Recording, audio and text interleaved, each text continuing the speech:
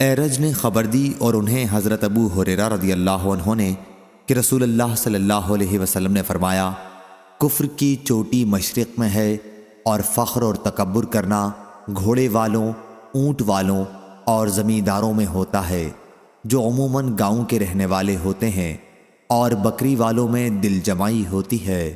صحیح بخاری حدیث نمبر 3301۔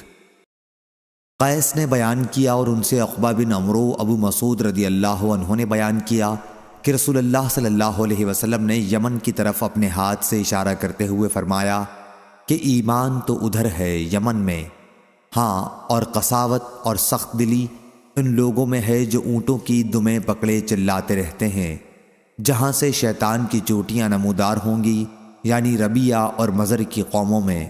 صحیح بخاری حدیث نمبر 3302۔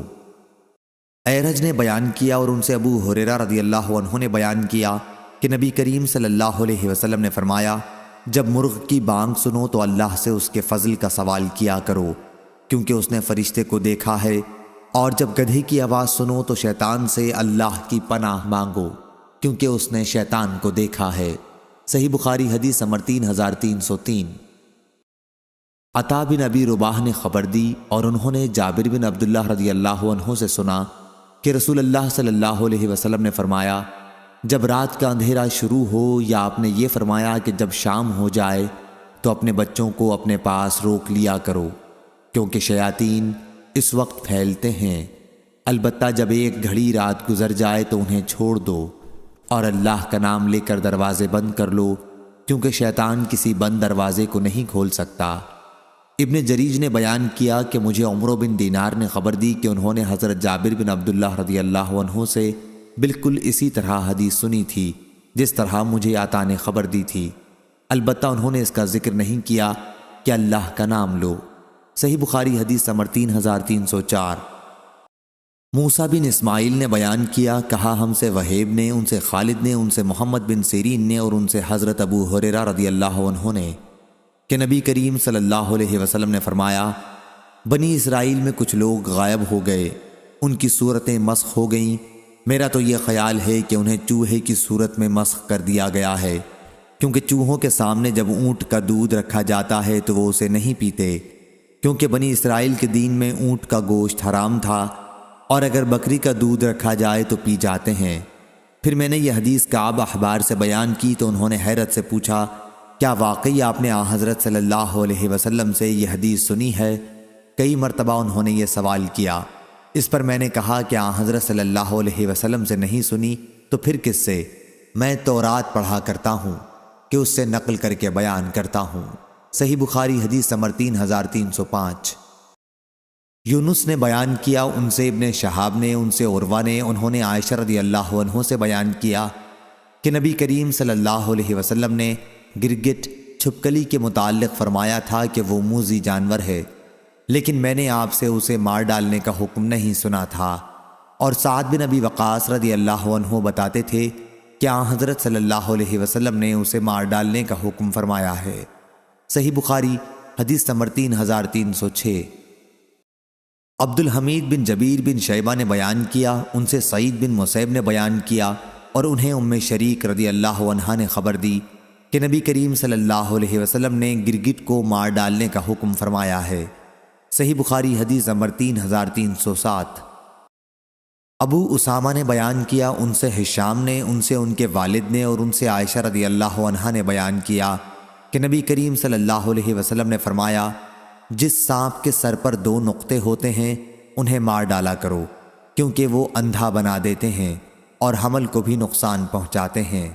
صحیح بخاری حدیث نمبر 3308۔ یحییٰ قطان نے بیان کیا، ان سے ہشام نے بیان کیا، ان سے ان کے والد نے بیان کیا، اور ان سے عائشہ رضی اللہ عنہا نے بیان کیا کہ نبی کریم صلی اللہ علیہ وسلم نے دم بریدہ سانپ کو مار ڈالنے کا حکم دیا اور فرمایا کہ یہ آنکھوں کو نقصان پہنچاتا ہے اور حمل کو ساقط کر دیتا ہے۔ صحیح بخاری حدیث نمبر 3309۔ ابن ابی عدی نے بیان کیا، ان سے ابو یونس قشیری حاتم بن ابی صغیرہ نے، ان سے ابن ابی ملیکہ نے کہ ابن عمر رضی اللہ عنہ سانپوں کو پہلے مار ڈالا کرتے تھے، لیکن بعد میں انہیں مارنے سے خود ہی منع کرنے لگے، انہوں نے بیان کیا کہ نبی کریم صلی اللہ علیہ وسلم نے اپنی ایک دیوار گروائی تو اس میں سے ایک سانپ کی کینچلی نکلی۔ آپ نے فرمایا کہ دیکھو وہ سانپ کہاں ہے؟ صحابہ رضی اللہ عنہم نے تلاش کیا اور وہ مل گیا تو آپ نے فرمایا کہ اسے مار ڈالو، میں بھی اسی وجہ سے سانپوں کو مار ڈالا کرتا تھا۔ صحیح بخاری حدیث نمبر 3310۔ پھر میری ملاقات ایک دن ابو لبابہ رضی اللہ عنہ سے ہوئی تو انہوں نے مجھے خبر دی کہ نبی کریم صلی اللہ علیہ وسلم نے فرمایا کہ پتلے یا سفید سانپوں کو نہ مارا کرو، البتہ دم کٹے ہوئے سانپ کو جس پر 2 سفید دھاریاں ہوتی ہیں اس کو مار ڈالو، کیونکہ یہ اتنا زہریلا ہے کہ حاملہ کے حمل کو گرا دیتا ہے اور آدمی کو اندھا بنا دیتا ہے۔ صحیح بخاری حدیث نمبر 3311۔ جریر بن حازم نے بیان کیا اور ان سے نافع نے کہ ابن عمر رضی اللہ عنہ سانپوں کو مار ڈالا کرتے تھے۔ صحیح بخاری حدیث نمبر 3312۔ پھر ان سے ابو لبابہ نے بیان کیا کہ نبی کریم صلی اللہ علیہ وسلم نے گھروں کے پتلے یا سفید سانپوں کو مارنے سے منع فرمایا ہے تو انہوں نے مارنا چھوڑ دیا۔ صحیح بخاری حدیث نمبر 3313۔ معمر نے بیان کیا ان سے ظاہری نے، ان سے عروہ نے اور ان سے حضرت عائشہ رضی اللہ عنہا نے بیان کیا کہ نبی کریم صلی اللہ علیہ وسلم نے فرمایا 5 جانور موذی ہیں، انہیں حرم میں بھی مارا جا سکتا ہے، توحل میں بطریق اولا ان کا مارنا جائز ہوگا، چوہا، بچھو، چیل، کوا اور کاٹ لینے والا کتا۔ صحیح بخاری حدیث نمبر 3314۔ امام مالک نے خبر دی انہیں عبداللہ بن دینار نے اور انہیں حضرت عبداللہ بن عمر رضی اللہ عنہ نے کہ نبی کریم صلی اللہ علیہ وسلم نے فرمایا 5 جانور ایسے ہیں جنہیں اگر کوئی شخص حالت احرام میں بھی مار ڈالے تو اس پر کوئی گناہ نہیں، بچھو، چوہا، کاٹ لینے والا کتا، کوا اور چیل۔ صحیح بخاری حدیث نمبر 3315۔ حماد بن زید نے بیان کیا ان سے کثیر نے، ان سے عطا نے اور ان سے حضرت جابر بن عبداللہ رضی اللہ عنہ نے کہ نبی کریم صلی اللہ علیہ وسلم نے فرمایا پانی کے برتنوں کو ڈھک لیا کرو، مشکیزوں کے منہ کو باندھ لیا کرو، دروازے بند کر لیا کرو اور اپنے بچوں کو اپنے پاس جمع کر لیا کرو، کیونکہ شام ہوتے ہی جنات روئے زمین پر پھیلتے ہیں اور اچکتے پھرتے ہیں، اور سوتے وقت چراغ بجھا لیا کرو، کیونکہ موذی چوہا بعض اوقات جلتی بتی کو کھینچ لاتا ہے اور اس طرح سارے گھر کو جلا دیتا ہے۔ ابن جریج اور حبیب نے بھی اس کو عطا سے روایت کیا، اس میں جنات کے بدل شیاطین مذکور ہیں۔ صحیح بخاری حدیث نمبر 3316۔ یحییٰ بن آدم نے خبر دی انہیں اسرائیل نے، انہیں منصور نے، انہیں ابراہیم نے، انہیں علقمہ نے اور ان سے حضرت عبداللہ بن مسعود رضی اللہ عنہ نے بیان کیا کہ مقام منا میں ہم نبی کریم صلی اللہ علیہ وسلم کے ساتھ ایک غار میں بیٹھے ہوئے تھے کہ آیت والمرسلات عرفا نازل ہوئی۔ ابھی ہم آپ کی زبان مبارک سے اسے سن ہی رہے تھے کہ ایک بل میں سے ایک سانپ نکلا، ہم اسے مارنے کے لیے جھپٹے لیکن وہ بھاگ گیا اور اپنے بل میں داخل ہو گیا۔ حضرت صلی اللہ علیہ وسلم نے فرمایا تمہارے ہاتھ سے وہ اسی طرح بچ نکلا جیسے تم اس کے نشان سے بچ گئے۔ اور یحییٰ نے اسرائیل سے روایت کیا ہے، ان سے عامش نے، ان سے ابراہیم نے، ان سے علقمہ نے اور ان سے عبداللہ رضی اللہ عنہ نے اسی طرح روایت کیا اور کہا کہ ہم حضرت صلی اللہ علیہ وسلم کی زبان مبارک سے اس صورت کو تازہ بتازہ سن رہے تھے۔ اور اسرائیل کے ساتھ اس حدیث کو ابو عیوانہ نے مغیرہ سے روایت کیا اور حفص بن غیاث اور ابو معاویہ اور سلیمان بن قرم نے بھی عامش سے بیان کیا، ان سے ابراہیم نے، ان سے اسود نے اور ان سے عبداللہ بن مسعود رضی اللہ عنہ نے۔ صحیح بخاری حدیث نمبر 3317۔ عبید اللہ بن عمر نے بیان کیا ان سے نافع نے اور ان سے عبداللہ بن عمر رضی اللہ عنہ نے کہ نبی کریم صلی اللہ علیہ وسلم نے بیان کیا ایک عورت ایک بلی کے سبب سے دوزخ میں گئی، اس نے بلی کو باندھ کر رکھا، نہ تو اسے کھانا دیا اور نہ ہی چھوڑا کہ وہ کیڑے مکوڑے کھا کر اپنی جان بچا لیتی۔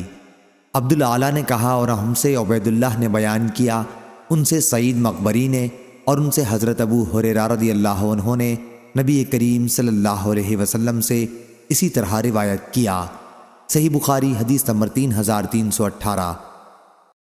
امام مالک نے بیان کیا، ان سے ابو زناد نے، ان سے عارج نے اور ان سے حضرت ابو ہریرہ رضی اللہ عنہ نے کہ رسول کریم صلی اللہ علیہ وسلم نے فرمایا، گروہ انبیاء میں سے ایک نبی ایک درخت کے سائے میں اترے، وہاں انہیں کسی ایک چیونٹی نے کاٹ لیا تو انہوں نے حکم دیا، ان کا سارا سامان درخت کے تلے سے اٹھا لیا گیا، پھر چیونٹیوں کا سارا چھتا جلوا دیا۔ اس پر اللہ تعالیٰ نے ان پر وحی بھیجی کہ تم کو تو ایک ہی چیونٹی نے کاٹا تھا، فقط اسی کو جلانا تھا۔ صحیح بخاری حدیث نمبر 3319۔ عبید بن حنین نے خبر دی، انہوں نے کہا کہ میں نے حضرت ابو ہریرہ رضی اللہ عنہ سے سنا، وہ بیان کرتے تھے کہ نبی کریم صلی اللہ علیہ وسلم نے فرمایا، جب مکھی کسی کے پینے یا کھانے کی چیز میں پڑ جائے تو اسے ڈبو دے اور پھر نکال کر پھینک دے، کیونکہ اس کے ایک پر میں بیماری ہے اور اس کے دوسرے پر میں شفا ہوتی ہے۔ صحیح بخاری حدیث نمبر 3320۔ عوف نے بیان کیا، ان سے حسن اور ابن سیرین نے اور ان سے حضرت ابو ہریرہ رضی اللہ عنہ نے کہ نبی کریم صلی اللہ علیہ وسلم نے فرمایا، ایک فاحشہ عورت صرف اس وجہ سے بخشی گئی کہ وہ ایک کتے کے قریب سے گزر رہی تھی جو ایک کنویں کے قریب کھڑا پیاسا ہانپ رہا تھا۔ ایسا معلوم ہوتا تھا کہ وہ پیاس کی شدت سے ابھی مر جائے گا۔ اس عورت نے اپنا موزہ نکالا اور اس میں اپنا دوپٹہ باندھ کر پانی نکالا اور اس کتے کو پلا دیا تو اس کی بخشش اسی نیکی کی وجہ سے ہو گئی۔ صحیح بخاری حدیث نمبر 3321۔ سفیان نے بیان کیا، کہا کہ میں نے زہری سے اس حدیث کو اس طرح یاد رکھا کہ مجھ کو کوئی شک ہی نہیں، جیسے اس میں شک نہیں کہ تو اس جگہ موجود ہے۔ انہوں نے بیان کیا کہ مجھے عبید اللہ نے خبر دی، انہیں ابن عباس رضی اللہ عنہ نے اور انہیں ابو طلحہ رضی اللہ عنہ نے کہ نبی کریم صلی اللہ علیہ وسلم نے فرمایا، رحمت کے فرشتے ان گھروں میں نہیں داخل ہوتے جن میں کتا یا جاندار کی تصویر ہو۔ صحیح بخاری حدیث نمبر 3322۔ امام مالک نے خبر دی، انہیں نافع نے اور انہیں حضرت عبداللہ بن عمر رضی اللہ عنہ نے کہ نبی کریم صلی اللہ علیہ وسلم نے کتوں کو مارنے کا حکم فرمایا ہے۔ صحیح بخاری حدیث نمبر 3323۔ ابو سلمہ نے بیان کیا اور ان سے حضرت ابو ہریرہ رضی اللہ عنہ نے بیان کیا کہ نبی کریم صلی اللہ علیہ وسلم نے فرمایا، جو شخص کتا پالے اس کے عمل نیک میں سے روزانہ ایک قرات ثواب کم کر دیا جاتا ہے۔ کھیت کے لیے یا مویشی کے لیے جو کتے پالے جائیں وہ اس سے الگ ہیں۔ صحیح بخاری حدیث نمبر 3324۔ سائب بن یزید نے خبر دی، انہوں نے سفیان بن ابی ظہیر شنوی رضی اللہ عنہ سے سنا، انہوں نے رسول اللہ صلی اللہ علیہ وسلم سے سنا، آپ نے فرمایا کہ جس نے کوئی کتا پالا، نہ تو پالنے والے کا مقصد کھیت کی حفاظت ہے اور نہ مویشیوں کی، تو روزانہ اس کے نیک عمل میں سے ایک قرات ثواب کی کمی ہو جاتی ہے۔ صحیح بخاری حدیث نمبر 3325۔ عبد الرزاق نے بیان کیا، ان سے معمر نے، ان سے حمام نے اور ان سے حضرت ابو ہریرہ رضی اللہ عنہ نے کہ نبی کریم صلی اللہ علیہ وسلم نے فرمایا، اللہ پاک نے آدم علیہ السلام کو پیدا کیا تو ان کو 60 ہاتھ لمبا بنایا، پھر فرمایا کہ جا اور ان ملائکہ کو سلام کر، دیکھنا کن لفظوں میں وہ تمہارے سلام کا جواب دیتے ہیں، کیونکہ وہی تمہارا اور تمہاری اولاد کا طریقہ سلام ہوگا۔ آدم علیہ السلام گئے اور کہا، السلام علیکم۔ فرشتوں نے جواب دیا، السلام علیکہ ورحمۃ اللہ۔ انہوں نے ورحمۃ اللہ کا جملہ بڑھا دیا۔ پس جو کوئی بھی جنت میں داخل ہوگا وہ آدم علیہ السلام کی شکل اور قامت پر داخل ہوگا۔ آدم علیہ السلام کے بعد انسانوں میں اب تک قد چھوٹے ہوتے رہے۔ صحیح بخاری حدیث نمبر 3326۔ جریر نے بیان کیا، ان سے عمارہ نے، ان سے ابو زرع نے اور ان سے حضرت ابو ہریرہ رضی اللہ عنہ نے کہ رسول اللہ صلی اللہ علیہ وسلم نے فرمایا، سب سے پہلا گروہ جو جنت میں داخل ہوگا ان کی صورتیں ایسی روشن ہوں گی جیسے 14ویں کا چاند روشن ہوتا ہے۔ پھر جو لوگ اس کے بعد داخل ہوں گے وہ آسمان کے سب سے زیادہ روشن ستارے کی طرح چمکتے ہوں گے، نہ تو ان لوگوں کو پیشاب کی ضرورت ہوگی نہ پاخانے کی، نہ وہ تھوکیں گے نہ ناک سے آلائش نکالیں گے، ان کے کنگھے سونے کے ہوں گے اور ان کا پسینہ مشک کی طرح ہوگا۔ ان کی انگیٹھیوں میں خوشبودار عود جلتا ہوگا، یہ عود نہایت خوشبودار عود ہوگا۔ ان کی بیویاں بڑی آنکھوں والی حوریں ہوں گی، سب کی صورتیں ایک ہوں گی، یعنی اپنے والد آدم علیہ السلام کے قد و قامت پر 60 ہاتھ اونچے ہوں گے۔ صحیح بخاری حدیث نمبر 3327۔ یحییٰ قطان نے بیان کیا، ان سے ہشام بن عروہ نے، ان سے ان کے باپ نے، ان سے زینب بنت ابی سلمہ نے، ان سے ام المومنین ام سلمہ رضی اللہ عنہا نے کہ ام سلیم رضی اللہ عنہا نے عرض کیا، یا رسول اللہ، اللہ تعالی حق بات سے نہیں شرماتا، تو کیا اگر عورت کو احتلام ہو تو اس پر بھی غسل ہوگا؟ آپ نے فرمایا کہ ہاں، بشرطے کہ وہ تری دیکھ لے۔ ام المومنین ام سلمہ رضی اللہ عنہا کو اس بات پر ہنسی آ گئی اور فرمانے لگی، کیا عورت کو بھی احتلام ہوتا ہے؟ آپ نے فرمایا، اگر ایسا نہیں ہے تو پھر بچے میں ماں کی مشابہت کہاں سے آتی ہے؟ صحیح بخاری حدیث نمبر 3328۔ حضرت انس رضی اللہ عنہ نے بیان کیا کہ حضرت عبداللہ بن سلام رضی اللہ عنہ کو جب رسول کریم صلی اللہ علیہ وسلم کے مدینہ تشریف لانے کی خبر ملی تو وہ آپ کی خدمت میں آئے اور کہا کہ میں آپ سے 3 چیزوں کے بارے میں پوچھوں گا جنہیں نبی کے سوا اور کوئی نہیں جانتا۔ قیامت کی سب سے پہلی علامت کیا ہے؟ وہ کون سا کھانا ہے جو سب سے پہلے جنتیوں کو کھانے کے لیے دیا جائے گا؟ اور کس چیز کی وجہ سے بچہ اپنے باپ کے مشابہ ہوتا ہے؟ آپ صلی اللہ علیہ وسلم نے فرمایا کہ جبرائیل علیہ السلام نے ابھی مجھے آ کر اس کی خبر دی ہے۔ اس پر حضرت عبداللہ نے کہا، ملائکہ میں تو یہی یہودیوں کے دشمن ہیں۔ حضرت صلی اللہ علیہ وسلم نے فرمایا، قیامت کی سب سے پہلی علامت ایک آگ کی صورت میں ظاہر ہوگی جو لوگوں کو مشرق سے مغرب کی طرف ہانک لے جائے گی۔ سب سے پہلا کھانا جو اہل جنت کی دعوت کے لیے پیش کیا جائے گا وہ مچھلی کی کلیجی پر جو ٹکڑا لٹکا رہتا ہے وہ ہوگا۔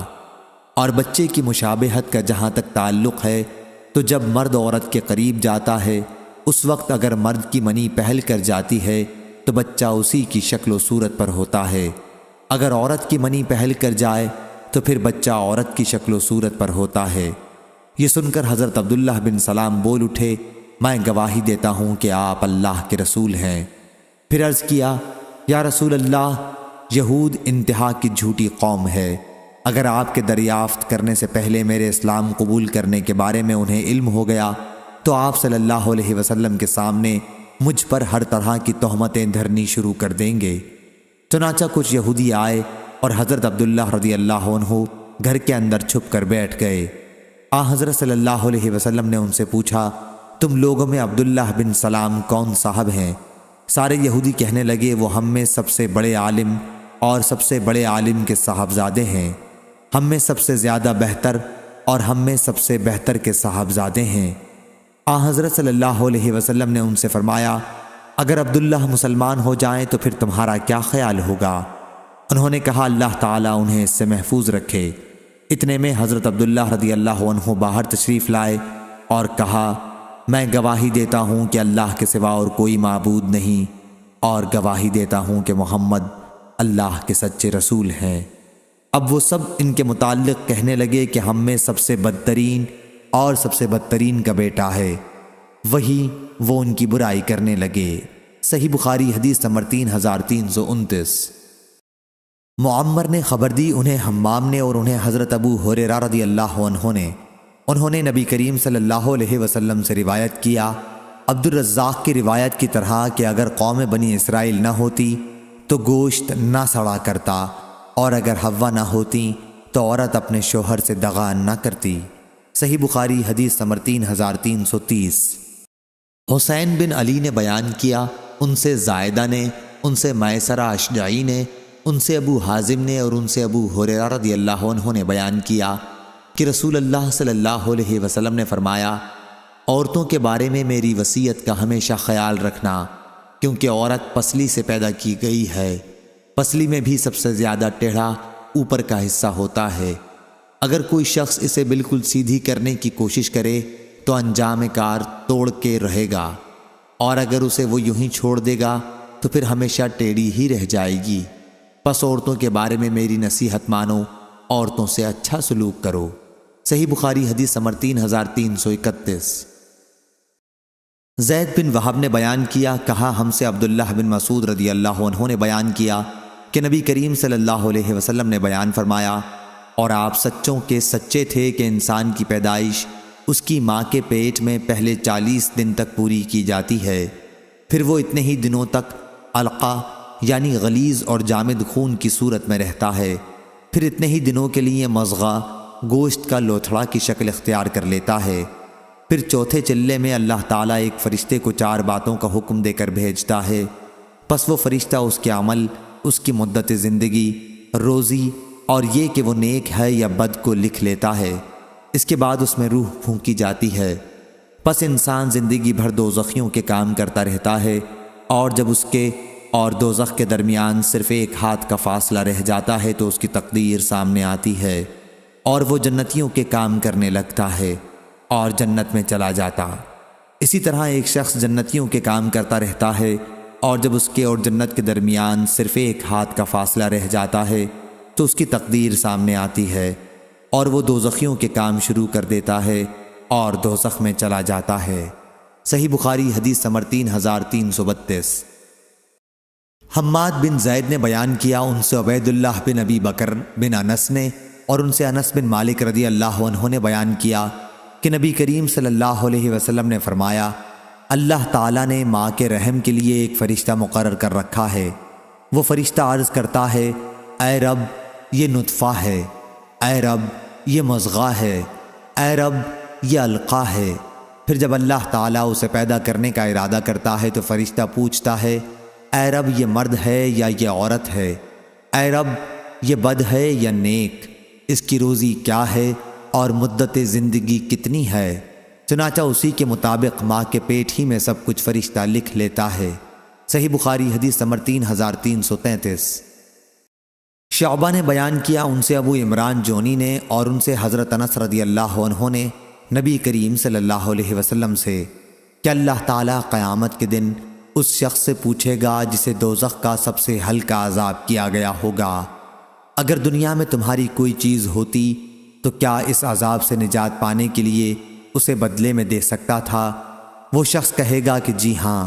اس پر اللہ تعالیٰ فرمائے گا کہ جب تو آدم کی پیٹھ میں تھا تو میں نے تجھ سے اس سے بھی معمولی چیز کا مطالبہ کیا تھا روز ازل میں کہ میرا کسی کو بھی شریک نہ ٹھہرانا، لیکن جب تو دنیا میں آیا تو اسی شرک کا عمل اختیار کیا۔ صحیح بخاری حدیث نمبر 3334۔ عبداللہ بن مرہ نے بیان کیا، ان سے مسروق نے اور ان سے عبداللہ بن مسعود رضی اللہ عنہ نے بیان کیا کہ رسول اللہ صلی اللہ علیہ وسلم نے فرمایا، جب بھی کوئی انسان ظلم سے قتل کیا جاتا ہے تو آدم علیہ السلام کے سب سے پہلے بیٹے قابیل کے نامہ اعمال میں بھی اس قتل کا گناہ لکھا جاتا ہے، کیونکہ قتل ناحق کی بنا سب سے پہلے اسی نے قائم کی تھی۔ صحیح بخاری حدیث نمبر 3335۔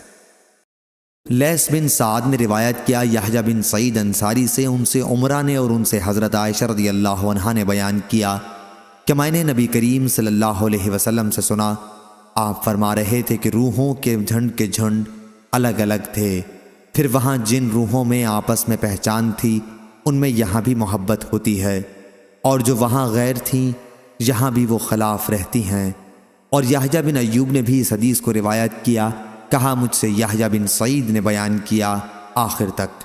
صحیح بخاری حدیث نمبر 3336۔ سالم نے بیان کیا اور ان سے عبداللہ بن عمر رضی اللہ عنہ نے بیان کیا کہ رسول اللہ صلی اللہ علیہ وسلم لوگوں میں خطبہ سنانے کھڑے ہوئے، پہلے اللہ تعالیٰ کی اس کی شان کے مطابق ثنا بیان کی، پھر دجال کا ذکر فرمایا اور فرمایا کہ میں تمہیں دجال کے فتنے سے ڈراتا ہوں، اور کوئی نبی ایسا نہیں گزرا جس نے اپنی قوم کو اس سے نہ ڈرایا ہو۔ نوح علیہ السلام نے بھی اپنی قوم کو اس سے ڈرایا تھا، لیکن میں تمہیں اس کے بارے میں ایک ایسی بات بتاتا ہوں جو کسی نبی نے بھی اپنی قوم کو نہیں بتائی تھی۔ تمہیں معلوم ہونا چاہیے کہ دجال کانا ہوگا اور اللہ تعالیٰ اس عیب سے پاک ہے۔ صحیح بخاری حدیث نمبر 3337۔ شیبان نے بیان کیا، ان سے یحییٰ نے، ان سے ابو سلمہ نے اور انہوں نے ابو ہریرہ رضی اللہ عنہ سے سنا آپ نے بیان کیا کہ نبی کریم صلی اللہ علیہ وسلم نے فرمایا، کیوں نہ میں تمہیں دجال کے متعلق ایک ایسی بات بتا دوں جو کسی نبی نے اپنی قوم کو اب تک نہیں بتائی۔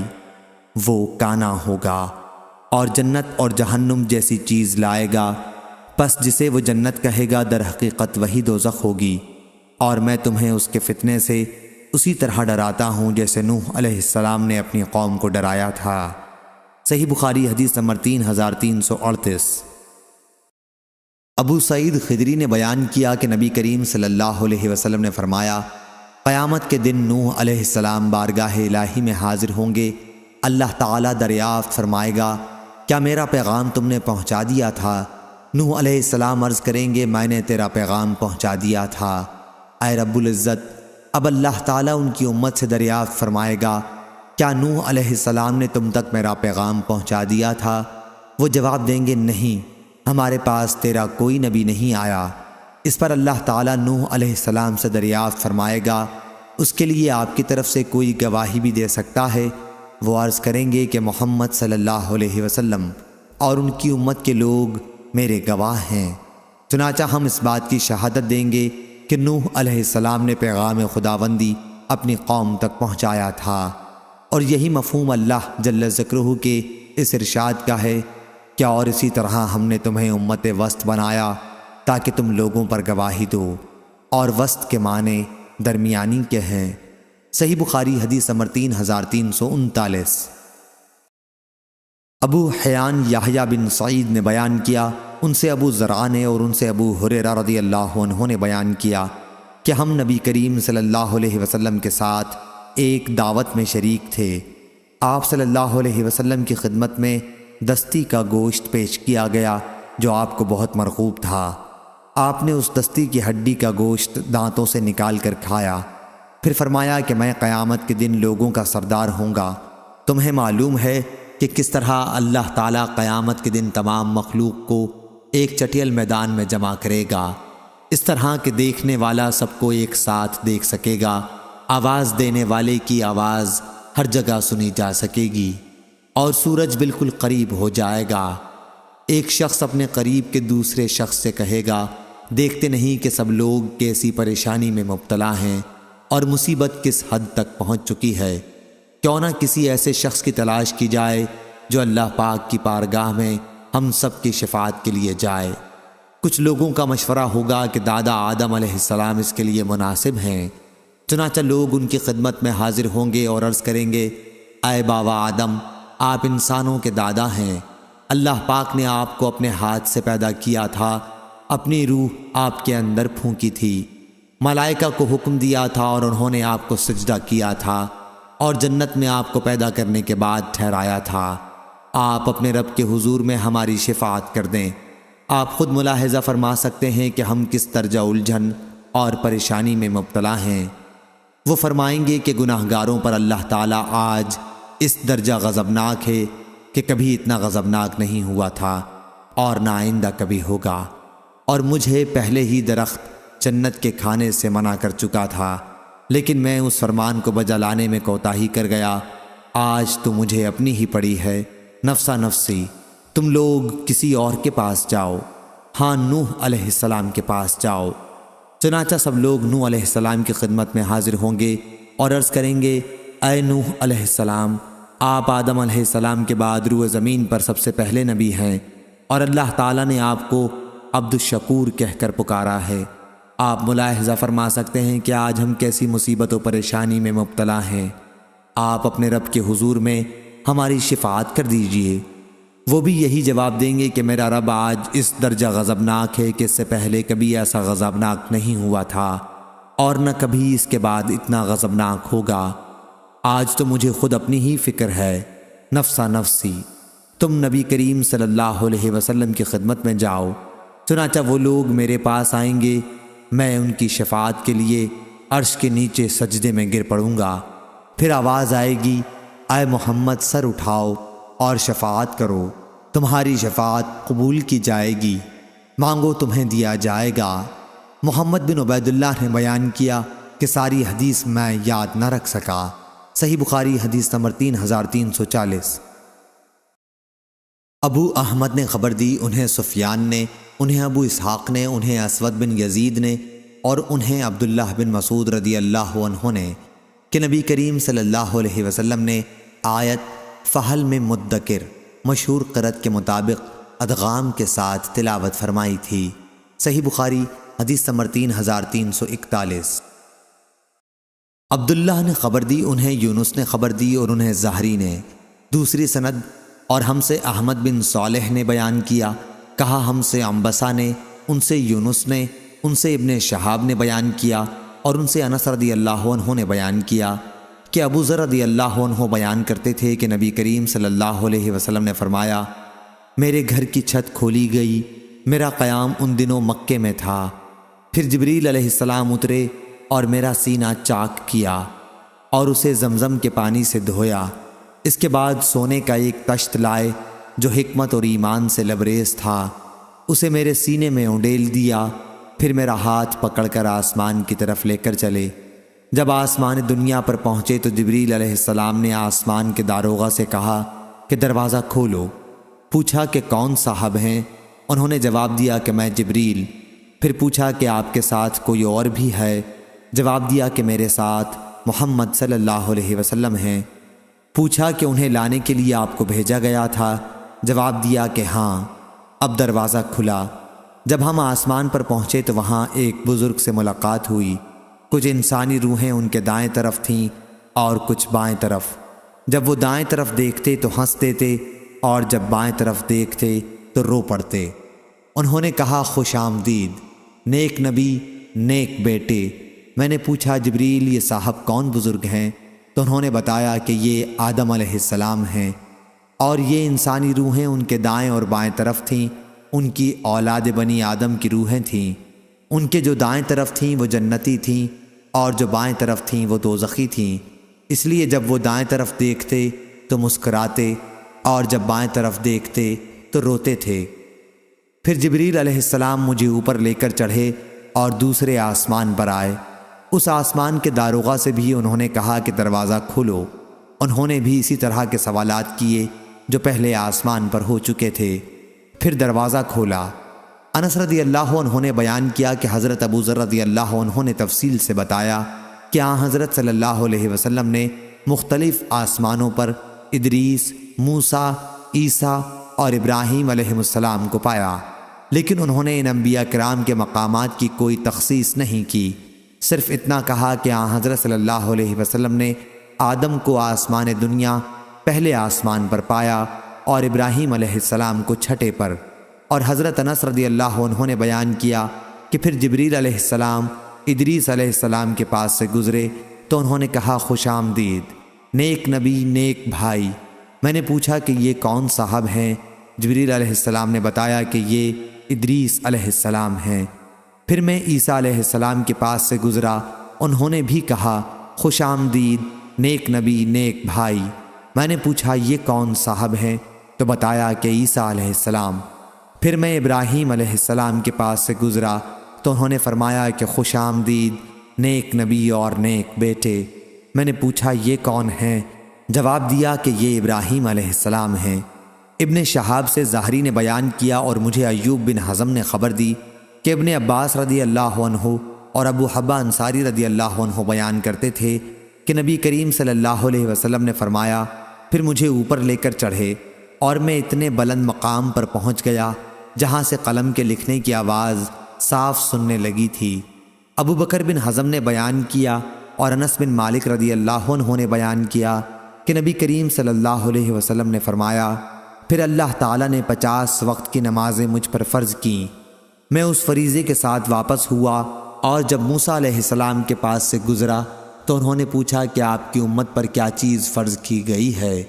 میں نے جواب دیا کہ 50 وقت کی نمازیں ان پر فرض ہوئی ہیں۔ انہوں نے کہا کہ آپ اپنے رب کے پاس واپس جائیں کیونکہ آپ کی امت میں اتنی نمازوں کی طاقت نہیں ہے۔ چنانچہ میں واپس ہوا اور رب العالمین کے دربار میں مراجعت کی، اس کے نتیجے میں اس کا ایک حصہ کم کر دیا گیا۔ پھر میں موسیٰ علیہ السلام کے پاس آیا اور اس مرتبہ بھی انہوں نے کہا کہ اپنے رب سے پھر مراجعت کریں۔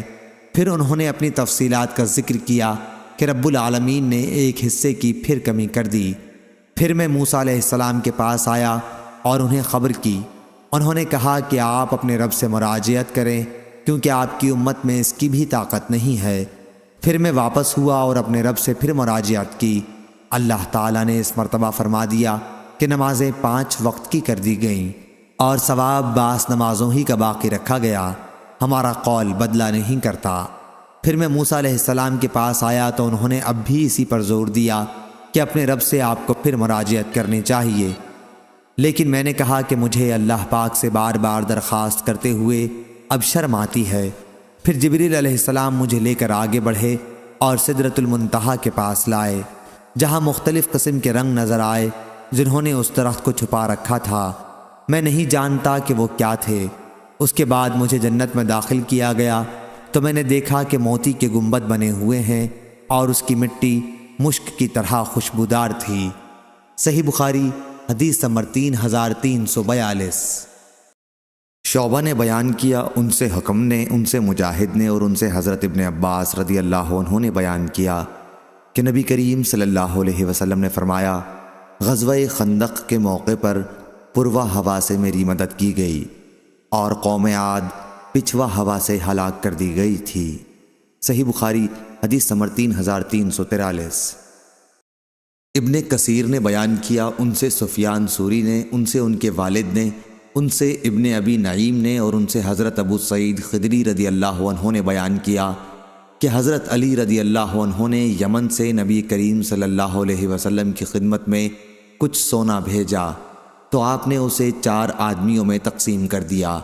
اقرا بن حابس حنظلی ثم المجاشعی، آئینہ بن بدر فزاری، زید تائی بنو نبہان والے اور علقمہ بن علاسہ عامری بنو کلاب والے۔ اس پر قریش اور انصار کے لوگوں کو غصہ آیا اور کہنے لگے کہ حضرت صلی اللہ علیہ وسلم نے نجد کے بڑوں کو تو دیا لیکن ہمیں نظر انداز کر دیا ہے۔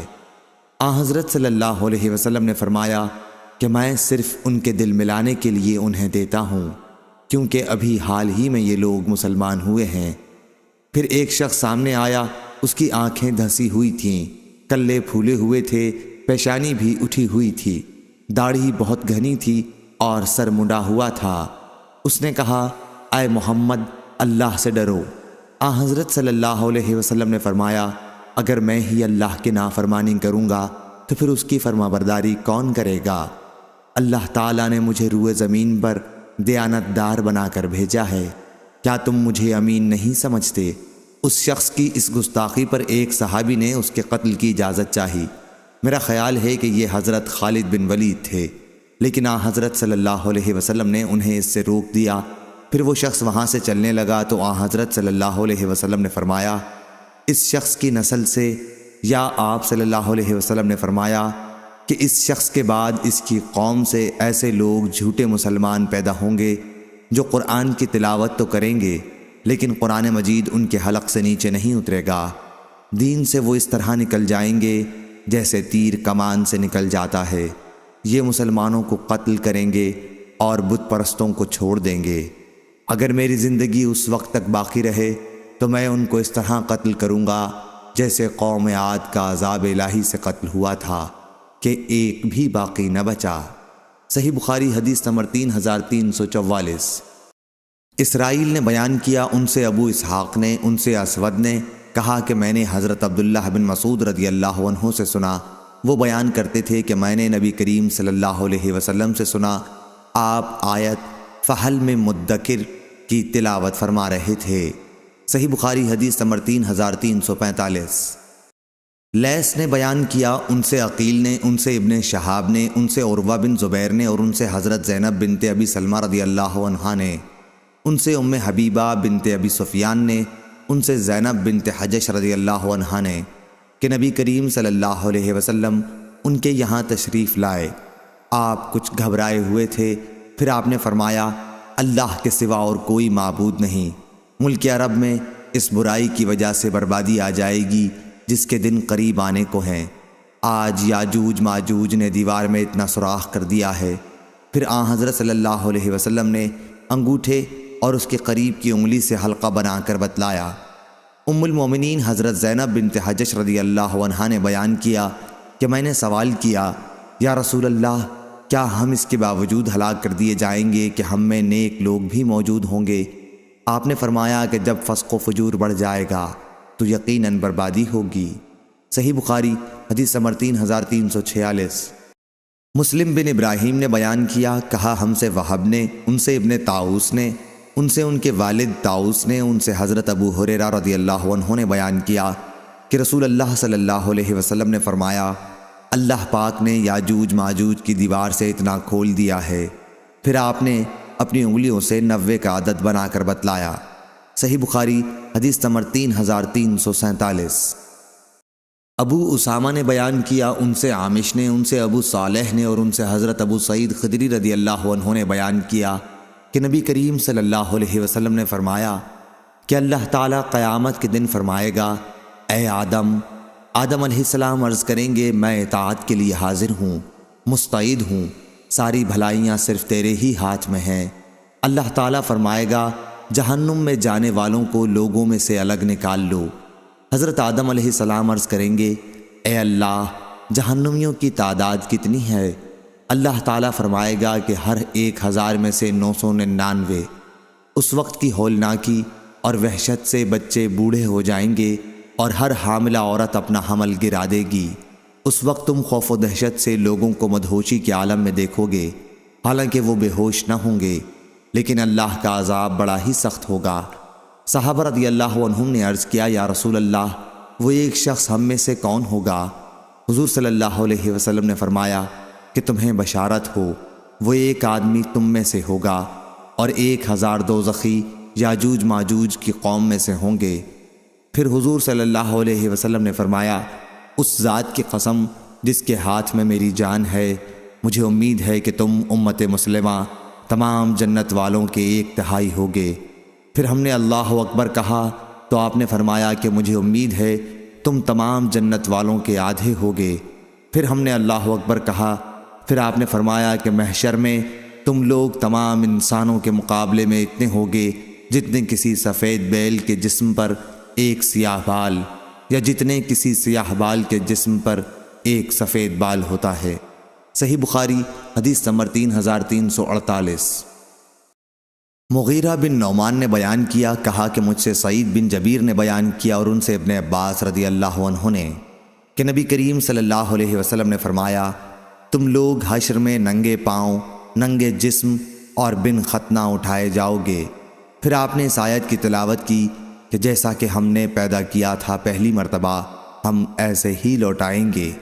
یہ ہماری طرف سے ایک وعدہ ہے جس کو ہم پورا کر کے رہیں گے۔ سورہ انبیاء۔ اور انبیاء میں سب سے پہلے حضرت ابراہیم علیہ السلام کو کپڑا پہنایا جائے گا، اور میرے اصحاب میں سے بعض کو جہنم کی طرف لے جایا جائے گا، تو میں پکار اٹھوں گا کہ یہ تو میرے اصحاب ہیں، میرے اصحاب۔ لیکن مجھے بتایا جائے گا کہ آپ کی وفات کے بعد ان لوگوں نے پھر کفر اختیار کر لیا تھا۔ اس وقت میں بھی وہی جملہ کہوں گا جو نیک بندے عیسیٰ علیہ السلام کہیں گے کہ جب تک میں ان کے ساتھ تھا، ان پر نگران تھا، اللہ تعالیٰ کے ارشاد الحکیم تک۔ صحیح بخاری حدیث نمبر 3349۔ عبد الحمید نے خبر دی، انہیں ابن ابی ذئب نے، انہیں سعید مقبری نے اور انہیں حضرت ابو ہریرہ رضی اللہ عنہ نے کہ نبی کریم صلی اللہ علیہ وسلم نے فرمایا کہ حضرت ابراہیم علیہ السلام اپنے والد آزر سے قیامت کے دن جب ملیں گے تو ان کے والد کے چہرے پر سیاہی اور غبار ہوگا۔ حضرت ابراہیم علیہ السلام کہیں گے کہ کیا میں نے آپ سے نہیں کہا تھا کہ میری مخالفت نہ کیجیے؟ وہ کہیں گے کہ آج میں آپ کی مخالفت نہیں کرتا۔ حضرت ابراہیم علیہ السلام عرض کریں گے کہ اے رب، تو نے وعدہ فرمایا تھا کہ مجھے قیامت کے دن رسوا نہیں کرے گا۔ آج اس رسوائی سے بڑھ کر اور کون سی رسوائی ہوگی کہ میرے والد تیری رحمت سے سب سے زیادہ دور ہیں۔ اللہ تعالیٰ فرمائے گا کہ میں نے جنت کافروں پر حرام قرار دی ہے۔ پھر کہا جائے گا کہ اے ابراہیم، تمہارے قدموں کے نیچے کیا چیز ہے؟ وہ دیکھیں گے تو ایک ذبح کیا ہوا جانور خون میں لتھڑا ہوا وہاں پڑا ہوگا، اور پھر اس کے پاؤں پکڑ کر اسے جہنم میں ڈال دیا جائے گا۔ صحیح بخاری حدیث نمبر 3350۔ بکیر نے بیان کیا، ان سے ابن عباس کے مولا قریب نے اور ان سے حضرت ابن عباس رضی اللہ عنہ نے کہ نبی کریم صلی اللہ علیہ وسلم بیت اللہ میں داخل ہوئے تو اس میں حضرت ابراہیم اور حضرت مریم علیہ السلام کی تصویریں دیکھیں۔ آپ نے فرمایا کہ قریش کو کیا ہو گیا، حالانکہ انہیں معلوم ہے کہ فرشتے کسی ایسے گھر میں داخل نہیں ہوتے جس میں تصویریں رکھی ہوں۔ یہ حضرت ابراہیم علیہ السلام کی تصویر ہے، اور وہ بھی پانسا پھینکتے ہوئے۔ صحیح بخاری حدیث نمبر 3351۔ ہشام نے خبر دی، انہیں معمر نے، انہیں ایوب نے، انہیں اکرمہ نے اور انہیں حضرت ابن عباس رضی اللہ عنہ نے کہ نبی کریم صلی اللہ علیہ وسلم نے جب بیت اللہ میں تصویریں دیکھیں تو اندر اس وقت تک داخل نہ ہوئے جب تک وہ مٹا نہ دی گئیں، اور آپ نے ابراہیم علیہ السلام اور اسماعیل علیہ السلام کی تصویریں دیکھیں کہ ان کے ہاتھ میں تیر پانسے کے تھے، تو آپ نے فرمایا اللہ ان پر بربادی لائے، واللہ ان حضرات نے کبھی تیر نہیں پھینکے۔ صحیح بخاری حدیث نمبر 3352۔ سعید بن ابی سعید نے بیان کیا، ان سے ان کے والد نے اور ان سے حضرت ابو ہریرہ رضی اللہ عنہ نے کہ عرض کیا گیا یا رسول اللہ سب سے زیادہ شریف کون ہے؟ حضور نے فرمایا کہ جو سب سے زیادہ پرہیزگار ہو۔ صحابہ رضی اللہ عنہ نے عرض کیا کہ ہم حضور صلی اللہ علیہ وسلم سے اس کے متعلق نہیں پوچھتے۔ حضور صلی اللہ علیہ وسلم نے فرمایا پھر اللہ کے نبی یوسف بن نبی اللہ بن خلیل اللہ سب سے زیادہ شریف ہیں۔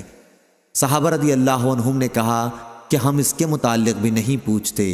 حضور صلی اللہ علیہ وسلم نے فرمایا کہ اچھا عرب کے خاندانوں کے متعلق تم پوچھنا چاہتے ہو، سنو، جو جاہلیت میں شریف تھے اسلام میں بھی وہ شریف ہیں جبکہ دین کی سمجھ انہیں آ جائے۔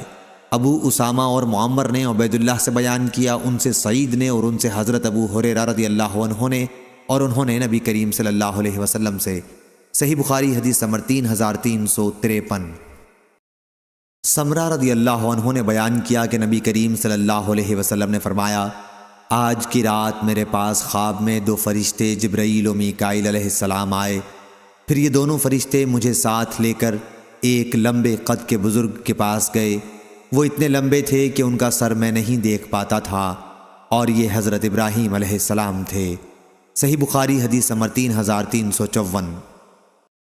نظر نے بیان کیا، کہا ہم کو ابن عون نے خبر دی، انہیں مجاہد نے اور انہوں نے حضرت ابن عباس رضی اللہ عنہ سے سنا، آپ کے سامنے لوگ دجال کا تذکرہ کر رہے تھے کہ اس کی پیشانی پر لکھا ہوا ہوگا کافر، یا یوں لکھا ہوا ہوگا کاف فے رے۔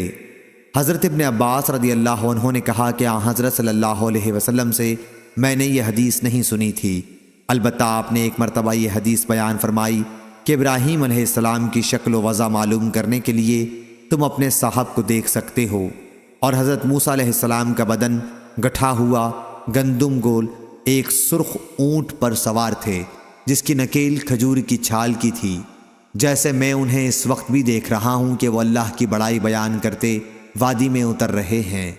صحیح بخاری حدیث نمبر 3355۔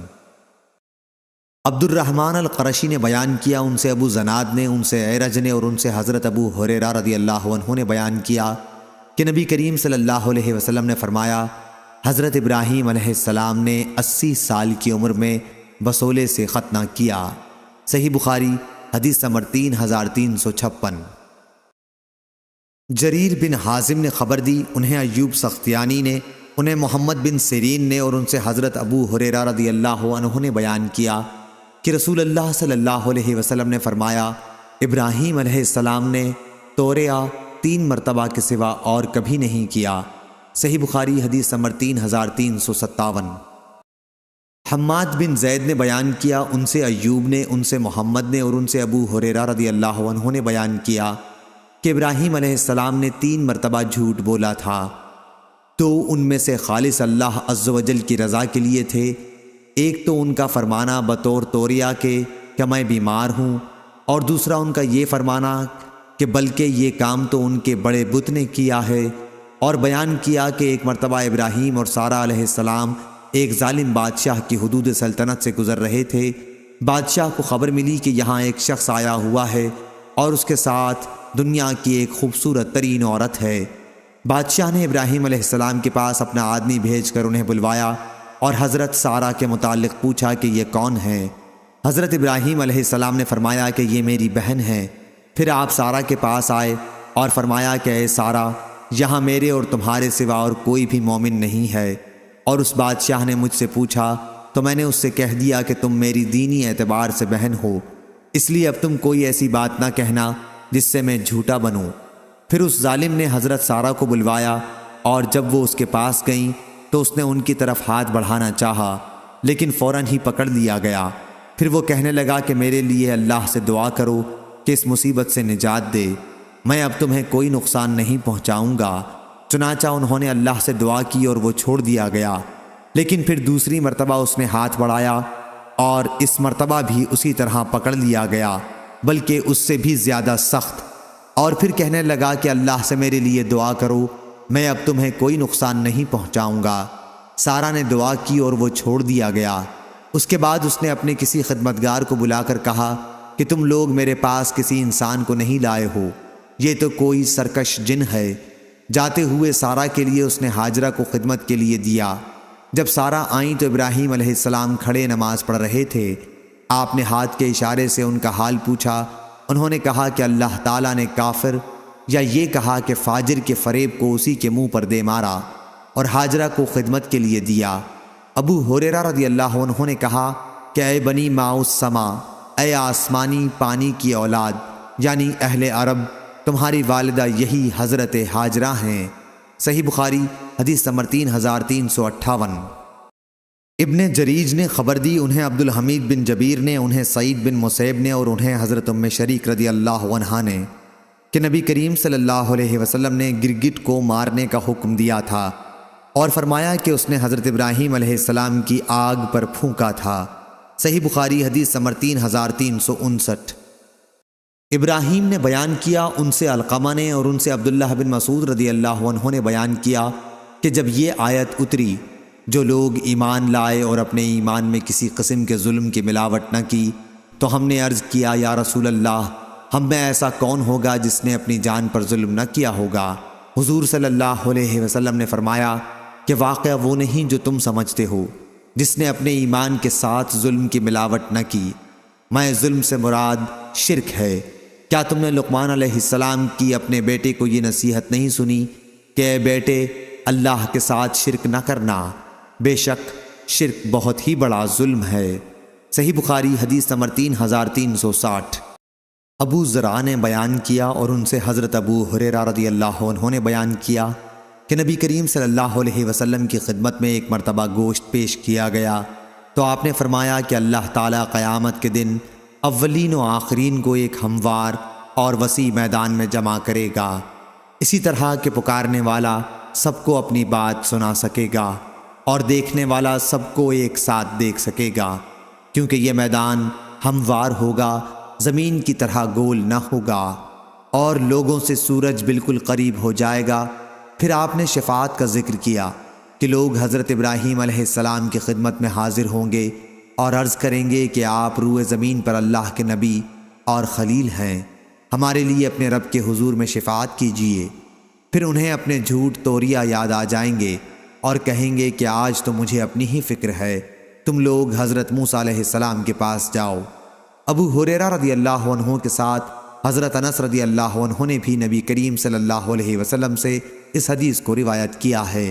صحیح بخاری حدیث نمبر 3361۔ جریر بن حازم نے بیان کیا، ان سے ایوب سختیانی نے، ان سے عبداللہ بن سعید بن جبیر نے، ان سے ان کے والد سعید بن جبیر نے، اور ان سے ابن عباس رضی اللہ عنہ نے کہ نبی کریم صلی اللہ علیہ وسلم نے فرمایا، اللہ اسماعیل کی والدہ حضرت ہاجرہ پر رحم کرے، اگر انہوں نے جلدی نہ کی ہوتی اور زمزم کے پانی کے گرد منڈیر نہ بناتی تو آج وہ ایک بہتا ہوا چشمہ ہوتا۔ صحیح بخاری حدیث نمبر 3362۔ محمد بن عبداللہ انصاری نے کہا کہ ہم سے اسی طرح یہ حدیث ابن جریج نے بیان کی، لیکن کثیر بن کثیر نے مجھ سے یوں بیان کیا کہ میں اور عثمان بن ابو سلیمان دونوں سعید بن جبیر کے پاس بیٹھے ہوئے تھے، اتنے میں انہوں نے کہا کہ ابن عباس رضی اللہ عنہ نے مجھ سے یہ حدیث اس طرح بیان نہیں کی، بلکہ یوں کہا کہ ابراہیم علیہ السلام اپنے بیٹے اسماعیل اور ان کی والدہ حضرت ہاجرہ کو لے کر مکے کی سرزمین کی طرف آئے۔ حضرت ہاجرہ اسماعیل کو دودھ پلاتی تھیں، ان کے ساتھ ایک پرانی مشق تھی۔ ابن عباس نے اس حدیث کو مرفوع نہیں کیا، صحیح بخاری حدیث نمبر 3363۔ معمر نے خبر دی، انہیں ایوب سختیانی اور کثیر بن مطلب بن ابی وداع نے، یہ دونوں کچھ زیادہ اور کمی کے ساتھ بیان کرتے ہیں۔ وہ دونوں سعید بن جبیر سے کہ ابن عباس رضی اللہ عنہ نے بیان کیا، عورتوں میں کمر پٹا باندھنے کا رواج اسماعیل علیہ السلام کی والدہ ہاجرہ سے چلا ہے۔ سب سے پہلے انہوں نے کمر پٹا اس لیے باندھا تھا کہ تاکہ سارا ان کا سراغ نہ پائیں، وہ جلد بھاگ جائیں۔ پھر انہیں اور ان کے بیٹے اسماعیل کو ابراہیم علیہ السلام ساتھ لے کر مکے میں آئے۔ اس وقت ابھی وہ اسماعیل علیہ السلام کو دودھ پلاتی تھیں۔ ابراہیم علیہ السلام نے دونوں کو ایک بڑے درخت کے پاس بٹھا دیا جو اس جگہ تھا جہاں اب زمزم ہے، مسجد کی بلند جانب میں۔ ان دنوں مکے میں کوئی انسان نہیں تھا، اس لیے وہاں پانی بھی نہیں تھا۔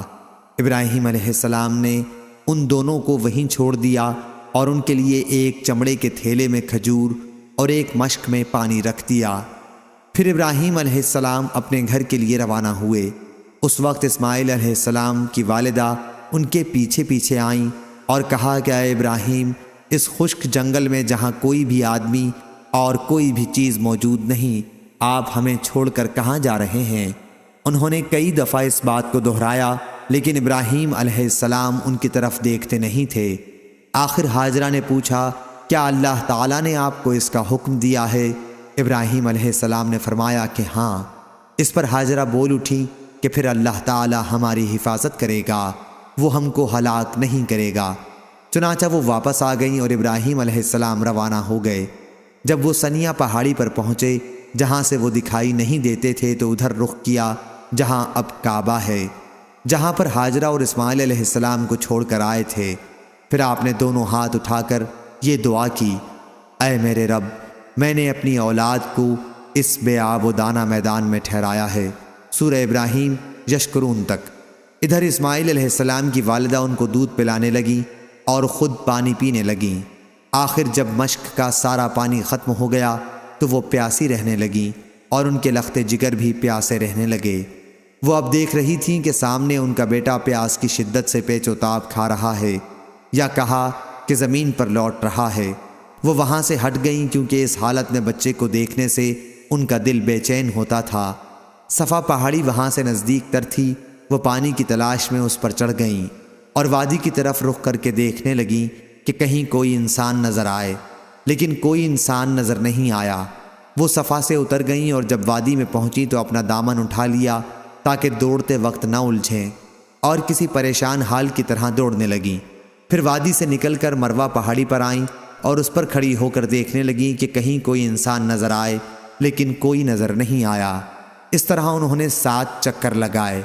ابن عباس رضی اللہ عنہ نے بیان کیا کہ نبی کریم صلی اللہ علیہ وسلم نے فرمایا، صفا اور مروہ کے درمیان لوگوں کے لیے دوڑنا اسی وجہ سے مشروع ہوا۔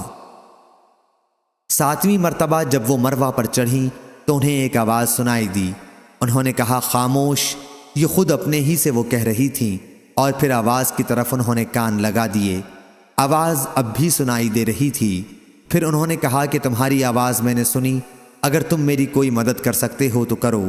کیا دیکھتی ہیں کہ جہاں اب زمزم کا کنواں ہے وہیں ایک فرشتہ موجود ہے؟ فرشتے نے اپنی ایڑی سے زمین میں گڑھا کر دیا، یا یہ کہا کہ اپنے بازو سے، جس سے وہاں پانی ابل آیا۔ حضرت ہاجرہ نے اسے حوض کی شکل میں بنا دیا اور اپنے ہاتھ سے اس طرح کر دیا تاکہ پانی بہنے نہ پائے، اور چلو سے پانی اپنے مشکیزے میں ڈالنے لگیں۔ جب وہ بھر چکیں تو وہاں سے چشمہ پھر ابل پڑا۔ ابن عباس رضی اللہ عنہ نے بیان کیا کہ نبی کریم صلی اللہ علیہ وسلم نے فرمایا، اللہ اسماعیل پر رحم کرے، اگر زمزم کو انہوں نے یوں ہی چھوڑ دیا ہوتا، یا آپ نے فرمایا کہ چلو سے مشکیزہ نہ بھرا ہوتا تو زمزم ایک بہتے ہوئے چشمے کی صورت میں ہوتا۔ بیان کیا کہ پھر ہاجرہ نے خود بھی وہ پانی پیا اور اپنے بیٹے کو بھی پلایا۔ اس کے بعد ان سے فرشتے نے کہا کہ اپنے برباد ہونے کا خوف ہرگز نہ کرنا، کیونکہ یہی خدا کا گھر ہوگا جسے یہ بچہ اور اس کا باپ تعمیر کریں گے، اور اللہ اپنے بندوں کو ضائع نہیں کرتا۔ اب جہاں بیت اللہ ہے اس وقت وہاں ٹیلے کی طرح زمین اٹھی ہوئی تھی۔ سیلاب کا دھارا آتا اور اس کے دائیں بائیں سے زمین کاٹ کر لے جاتا۔ اس طرح وہاں کے دن و رات گزرتے رہے اور آخر ایک دن قبیلہ جرہم کے کچھ لوگ وہاں سے گزرے، یا آپ نے یہ فرمایا کہ قبیلہ جرہم کے چند گھرانے مقام قدا مکے کا بالائی حصہ کے راستے سے گزر کر مکے کے نشیبی علاقے میں انہوں نے پڑاؤ کیا۔ قریب ہی انہوں نے منڈلاتے ہوئے کچھ پرندے دیکھے۔ ان لوگوں نے کہا کہ یہ پرندہ پانی پر منڈلا رہا ہے، حالانکہ اس سے پہلے جب بھی ہم اس میدان سے گزرے ہیں یہاں پانی کا نام و نشان بھی نہ تھا۔ آخر انہوں نے اپنا ایک آدمی یا 2 آدمی بھیجے، وہاں انہوں نے واقعی پانی پایا، چنانچہ انہوں نے واپس آ کر پانی کی اطلاع دی۔ اب یہ سب لوگ یہاں آئے۔ راوی نے بیان کیا کہ اسماعیل علیہ السلام کی والدہ اس وقت پانی پر ہی بیٹھی ہوئی تھیں۔ ان لوگوں نے کہا کہ کیا آپ ہمیں اپنے پڑوس میں پڑاؤ ڈالنے کی اجازت دیں گی؟ حاجرہ نے فرمایا کہ ہاں، لیکن اس شرط کے ساتھ کہ پانی پر تمہارا کوئی حق نہیں ہوگا۔ انہوں نے اسے تسلیم کر لیا۔ ابن عباس رضی اللہ عنہ نے بیان کیا کہ نبی کریم صلی اللہ علیہ وسلم نے فرمایا، اب اسماعیل کو پڑوسی مل گئے۔ انسانوں کی موجودگی ان کے لیے دل جمعی کا باعث ہوئی۔ ان لوگوں نے خود بھی یہاں قیام کیا اور اپنے قبیلے کے دوسرے لوگوں کو بھی بلوا لیا، اور وہ سب لوگ بھی یہیں آ کر ٹھہر گئے۔ اس طرح یہاں ان کے کئی گھرانے آ کر آباد ہو گئے، اور بچہ اسماعیل علیہ السلام جرہم کے بچوں میں جوان ہوا اور ان سے عربی سیکھ لی۔ جوانی میں اسماعیل علیہ السلام ایسے خوبصورت تھے کہ آپ پر سب کی نظریں اٹھتی تھیں، اور سب سے زیادہ آپ بھلے لگتے تھے۔ چنانچہ جرہم والوں نے آپ کی اپنے قبیلے میں ایک لڑکی سے شادی کر دی۔ پھر اسماعیل علیہ السلام کی والدہ حاجرہ کا انتقال ہو گیا۔ اسماعیل علیہ السلام کی شادی کے بعد ابراہیم علیہ السلام یہاں اپنے چھوڑے ہوئے خاندان کو دیکھنے آئے۔ اسماعیل علیہ السلام گھر پر نہیں تھے، اس لیے آپ نے ان کی بیوی سے اسماعیل علیہ السلام کے متعلق پوچھا۔ انہوں نے بتایا کہ روزی کی تلاش میں کہیں گئے ہیں۔ پھر آپ نے ان سے ان کی معاش وغیرہ کے متعلق پوچھا تو انہوں نے کہا کہ حالت اچھی نہیں ہے، بڑی تنگی سے گزر اوقات ہوتی ہے۔ اس طرح انہوں نے شکایت کی۔ ابراہیم علیہ السلام نے ان سے فرمایا کہ جب تمہارا شوہر آئے تو ان سے میرا سلام کہنا، اور یہ بھی کہنا کہ وہ اپنے دروازے کی چوکھٹ بدل ڈالیں۔ پھر جب اسماعیل علیہ السلام واپس تشریف لائے تو جیسے انہوں نے کچھ انسیت سی محسوس کی اور دریافت فرمایا، کیا کوئی صاحب یہاں آئے تھے؟ ان کی بیوی نے بتایا کہ ہاں، ایک بزرگ اس شکل کے یہاں آئے تھے اور آپ کے بارے میں پوچھ رہے تھے۔ میں نے انہیں بتایا کہ آپ باہر گئے ہوئے ہیں۔ پھر انہوں نے پوچھا کہ تمہاری گزر اوقات کا کیا حال ہے؟ تو میں نے ان سے کہا کہ ہماری گزر اوقات بڑی تنگی سے ہوتی ہے۔ اسماعیل علیہ السلام نے دریافت کیا کہ انہوں نے تمہیں کچھ نصیحت بھی کی تھی؟ ان کی بیوی نے بتایا کہ ہاں، مجھ سے انہوں نے کہا تھا کہ آپ کو سلام کہہ دوں، اور وہ یہ بھی کہہ گئے ہیں کہ آپ اپنے دروازے کی چوکھٹ بدل دیں۔ اسماعیل علیہ السلام نے فرمایا کہ وہ بزرگ میرے والد تھے اور مجھے یہ حکم دے گئے ہیں کہ میں تمہیں جدا کر دوں، اب تم اپنے گھر جا سکتی ہو۔ چنانچہ اسماعیل علیہ السلام نے انہیں طلاق دے دی اور بنی جرہم ہی میں ایک دوسری عورت سے شادی کر لی۔ جب تک اللہ تعالیٰ کو منظور رہا ابراہیم علیہ السلام ان کے یہاں نہیں آئے۔ پھر جب کچھ دنوں کے بعد وہ تشریف لائے تو اس مرتبہ بھی اسماعیل علیہ السلام اپنے گھر پر موجود نہیں تھے۔ آپ ان کی بیوی کے یہاں گئے اور ان سے اسماعیل علیہ السلام کے بارے میں پوچھا۔ انہوں نے بتایا کہ ہمارے لیے روزی تلاش کرنے گئے ہیں۔ ابراہیم علیہ السلام نے پوچھا کہ تم لوگوں کا حال کیسا ہے؟ آپ نے ان کی گزر بسر اور دوسرے حالات کے متعلق پوچھا۔ انہوں نے بتایا کہ ہمارا حال بہت اچھا ہے، بڑی فراخی ہے۔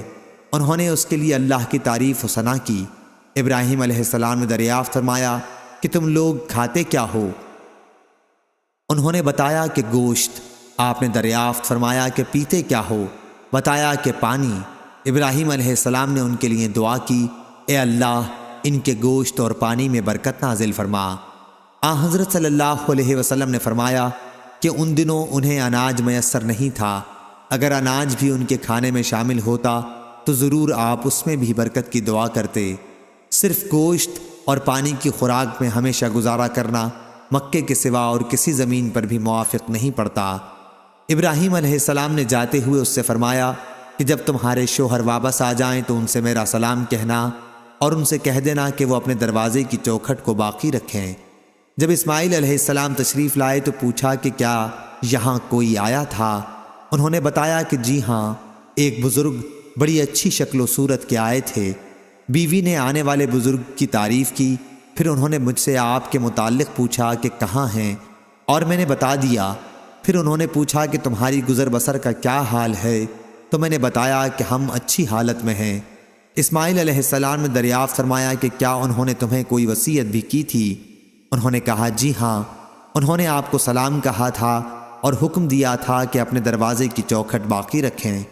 اسماعیل علیہ السلام نے فرمایا کہ یہ بزرگ میرے والد تھے، چوکھٹ تم ہو، اور آپ مجھے حکم دے گئے ہیں کہ میں تمہیں اپنے ساتھ رکھوں۔ پھر جتنے دنوں اللہ تعالیٰ کو منظور رہا کے بعد ابراہیم علیہ السلام ان کے یہاں تشریف لائے تو دیکھا کہ اسماعیل زمزم کے قریب ایک بڑے درخت کے سائے میں، جہاں ابراہیم انہیں چھوڑ گئے تھے، اپنے تیر بنا رہے ہیں۔ جب اسماعیل علیہ السلام نے ابراہیم کو دیکھا تو ان کی طرف کھڑے ہو گئے، اور جس طرح ایک باپ اپنے بیٹے کے ساتھ اور بیٹا اپنے باپ کے ساتھ محبت کرتا ہے، وہی طرز عمل ان دونوں نے بھی ایک دوسرے کے ساتھ اختیار کیا۔ پھر ابراہیم علیہ السلام نے فرمایا اسماعیل، اللہ نے مجھے ایک حکم دیا ہے۔ اسماعیل علیہ السلام نے عرض کیا آپ کے رب نے جو حکم آپ کو دیا ہے آپ اسے ضرور پورا کریں۔ انہوں نے فرمایا اور تم بھی میری مدد کر سکو گے؟ عرض کیا کہ میں آپ کی مدد کروں گا۔ فرمایا کہ اللہ تعالیٰ نے مجھے حکم دیا ہے کہ اسی مقام پر اللہ کا ایک گھر بناؤں، اور آپ نے ایک اور اونچی ٹیلے کی طرف اشارہ کیا کہ اس کے چاروں طرف۔ حضور صلی اللہ علیہ وسلم نے فرمایا کہ اس وقت ان دونوں نے بیت اللہ کی بنیاد پر عمارت کی تعمیر شروع کی۔ اسماعیل علیہ السلام پتھر اٹھا اٹھا کر لاتے اور ابراہیم تعمیر کرتے جاتے تھے۔ جب دیواریں بلند ہو گئیں تو اسماعیل یہ پتھر لائے اور ابراہیم علیہ السلام کے لیے اسے رکھ دیا۔ اب ابراہیم علیہ السلام اس پتھر پر کھڑے ہو کر تعمیر کرنے لگے۔ اسماعیل علیہ السلام پتھر دیتے جاتے تھے اور یہ دونوں یہ دعا پڑھتے جاتے تھے، ہمارے رب ہماری یہ خدمت تو قبول کر، بے شک تو بڑا سننے والا اور جاننے والا ہے۔ فرمایا کہ دونوں تعمیر کرتے رہے اور بیت اللہ کے چاروں طرف گھوم گھوم کر یہ دعا پڑھتے رہے، اے ہمارے رب ہماری طرف سے یہ خدمت قبول فرما، بے شک تو بڑا سننے والا بہت جاننے والا ہے۔ صحیح بخاری حدیث نمبر 3364۔ ابراہیم بن نافع نے بیان کیا، ان سے کثیر بن کثیر نے، ان سے سعید بن جبیر نے اور ان سے ابن عباس رضی اللہ عنہ نے بیان کیا کہ ابراہیم علیہ السلام اور ان کی بیوی حضرت سارہ علیہ السلام کے درمیان جو کچھ جھگڑا ہونا تھا، جب وہ ہوا تو آپ اسماعیل علیہ السلام اور ان کی والدہ حضرت ہاجرہ علیہ السلام کو لے کر نکلے۔ ان کے ساتھ ایک مشکیزہ تھا جس میں پانی تھا۔ اسماعیل علیہ السلام کی والدہ اسی مشکیزے کا پانی پیتی رہیں اور اپنا دودھ اپنے بچے کو پلاتی رہیں۔ جب ابراہیم مکہ پہنچے تو انہیں ایک بڑے درخت کے پاس ٹھہرا کر اپنے گھر واپس جانے لگے۔ اسماعیل کی والدہ ان کے پیچھے پیچھے آئیں۔ جب مقام قدا پر پہنچے تو انہوں نے پیچھے سے آواز دی، کیا ابراہیم ہمیں کس پر چھوڑ کر جا رہے ہیں؟ انہوں نے فرمایا کہ اللہ پر۔ ہاجرہ نے کہا کہ پھر میں اللہ پر خوش ہوں۔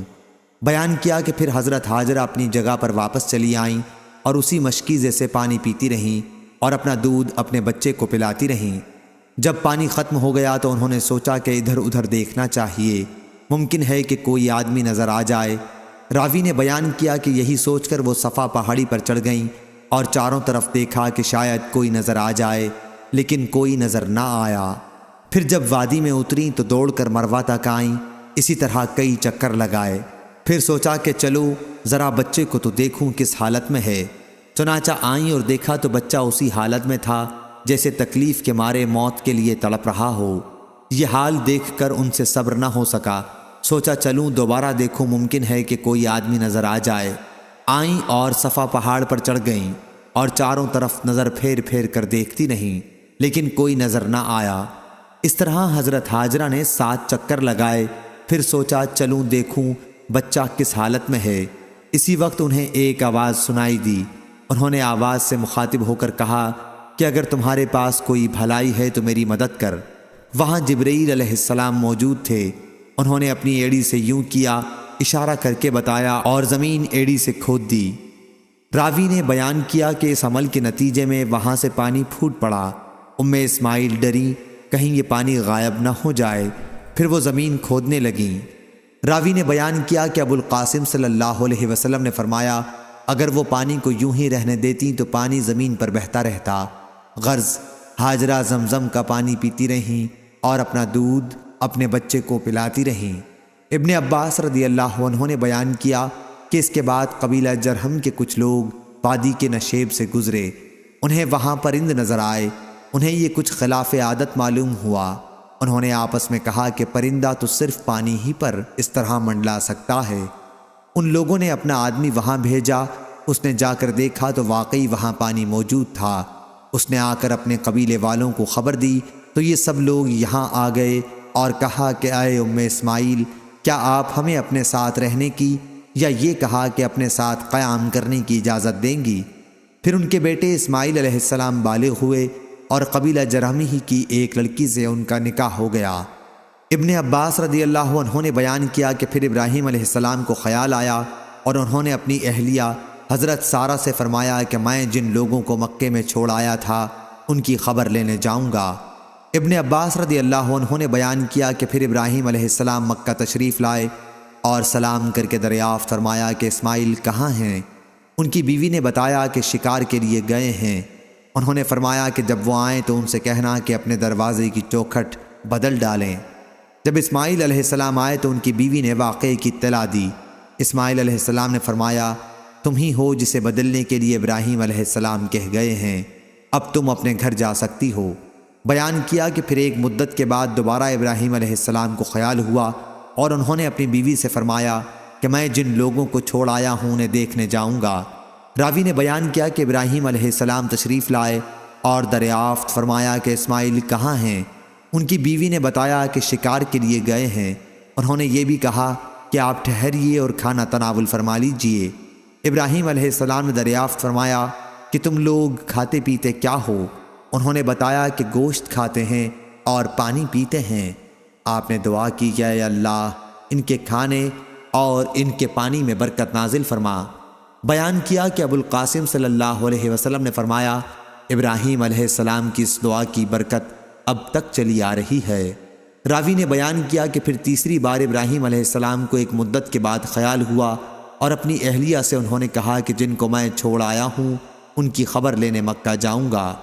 چنانچہ آپ تشریف لائے اور اس مرتبہ اسماعیل علیہ السلام سے ملاقات ہوئی جو زمزم کے پیچھے اپنے تیر ٹھیک کر رہے تھے۔ ابراہیم علیہ السلام نے فرمایا اے اسماعیل، تمہارے رب نے مجھے حکم دیا ہے کہ میں یہاں اس کا ایک گھر بناؤں۔ بیٹے نے عرض کیا کہ پھر آپ اپنے رب کا حکم بجا لائیے۔ انہوں نے فرمایا اور مجھے یہ بھی حکم دیا ہے کہ تم اس کام میں میری مدد کرو۔ عرض کیا کہ میں اس کے لیے تیار ہوں، یا اسی قسم کے اور الفاظ ادا کیے۔ راوی نے بیان کیا کہ پھر دونوں باپ بیٹے اٹھے۔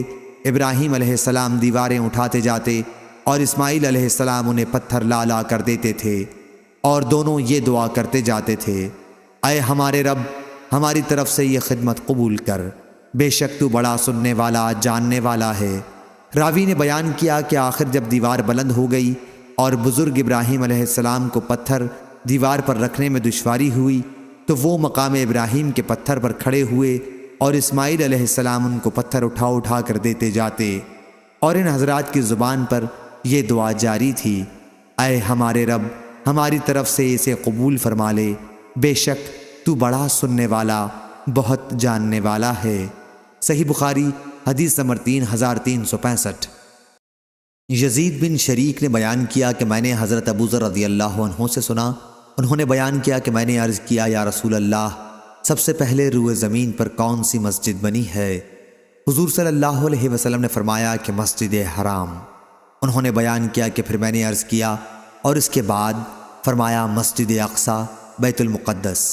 میں نے عرض کیا ان دونوں کی تعمیر کے درمیان میں کتنا فاصلہ رہا ہے؟ آپ نے فرمایا کہ 40 سال۔ پھر فرمایا اب جہاں بھی تجھ کو نماز کا وقت ہو جائے وہاں نماز پڑھ لے، بڑی فضیلت نماز پڑھنا ہے۔ صحیح بخاری حدیث نمبر 3366۔ عبداللہ بن مسلمہ نے بیان کیا ان سے امام مالک نے ان سے مطلب کہ آزاد کردہ غلام عمرو بن ابی عمرو نے اور ان سے حضرت انس بن مالک رضی اللہ عنہ نے کہ رسول اللہ صلی اللہ علیہ وسلم نے احد پہاڑ کو دیکھ کر فرمایا کہ یہ پہاڑ ہم سے محبت رکھتا ہے اور ہم اس سے محبت رکھتے ہیں۔ اے اللہ، حضرت ابراہیم علیہ السلام نے مکہ مکرمہ کو حرمت والا شہر قرار دیا تھا اور میں مدینے کے 2 پتھریلے علاقے کے درمیانی علاقے کے حصے کو حرمت والا قرار دیتا ہوں۔ اس حدیث کو عبداللہ بن زید رضی اللہ عنہ نے بھی نبی کریم صلی اللہ علیہ وسلم سے روایت کیا ہے۔ صحیح بخاری حدیث نمبر 3367۔ عبداللہ بن عمر رضی اللہ عنہ کو ابن ابی بکر نے خبر دی اور انہیں نبی کریم صلی اللہ علیہ وسلم کی زوجہ مطہرہ حضرت عائشہ رضی اللہ عنہا نے کہ رسول اللہ صلی اللہ علیہ وسلم نے فرمایا، تمہیں معلوم نہیں کہ جب تمہاری قوم نے کعبے کی نئی تعمیر کی تو کعبے کی ابراہیمی بنیاد کو چھوڑ دیا۔ میں نے عرض کیا، یا رسول اللہ، پھر آپ ابراہیمی بنیادوں کے مطابق دوبارہ اس کی تعمیر کیوں نہیں کر دیتے؟ حضور صلی اللہ علیہ وسلم نے فرمایا کہ اگر تمہاری قوم کا زمانہ کفر سے قریب نہ ہوتا تو میں ایسا ہی کرتا۔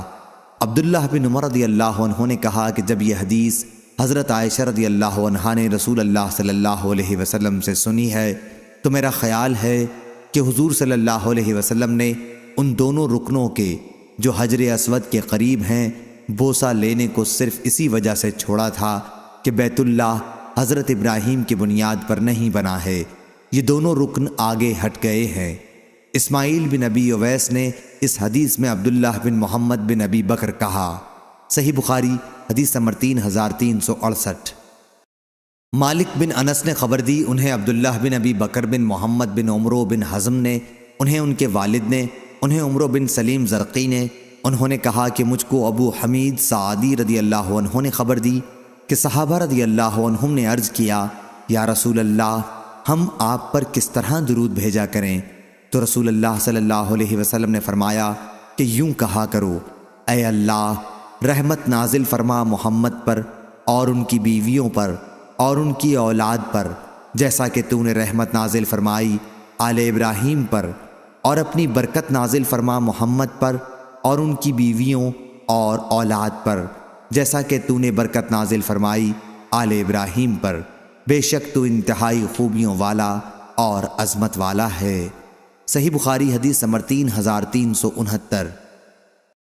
ابو قرہ مسلم بن سالم ہمدانی نے بیان کیا، انہوں نے کہا کہ مجھ سے عبداللہ بن عیسیٰ نے بیان کیا، انہوں نے عبد الرحمن بن ابی لیلہ سے سنا، انہوں نے بیان کیا کہ ایک مرتبہ کعب بن عجرہ رضی اللہ عنہ سے میری ملاقات ہوئی تو انہوں نے کہا، کیوں نہ میں تمہیں حدیث کا ایک تحفہ پہنچا دوں جو میں نے رسول اللہ صلی اللہ علیہ وسلم سے سنا تھا۔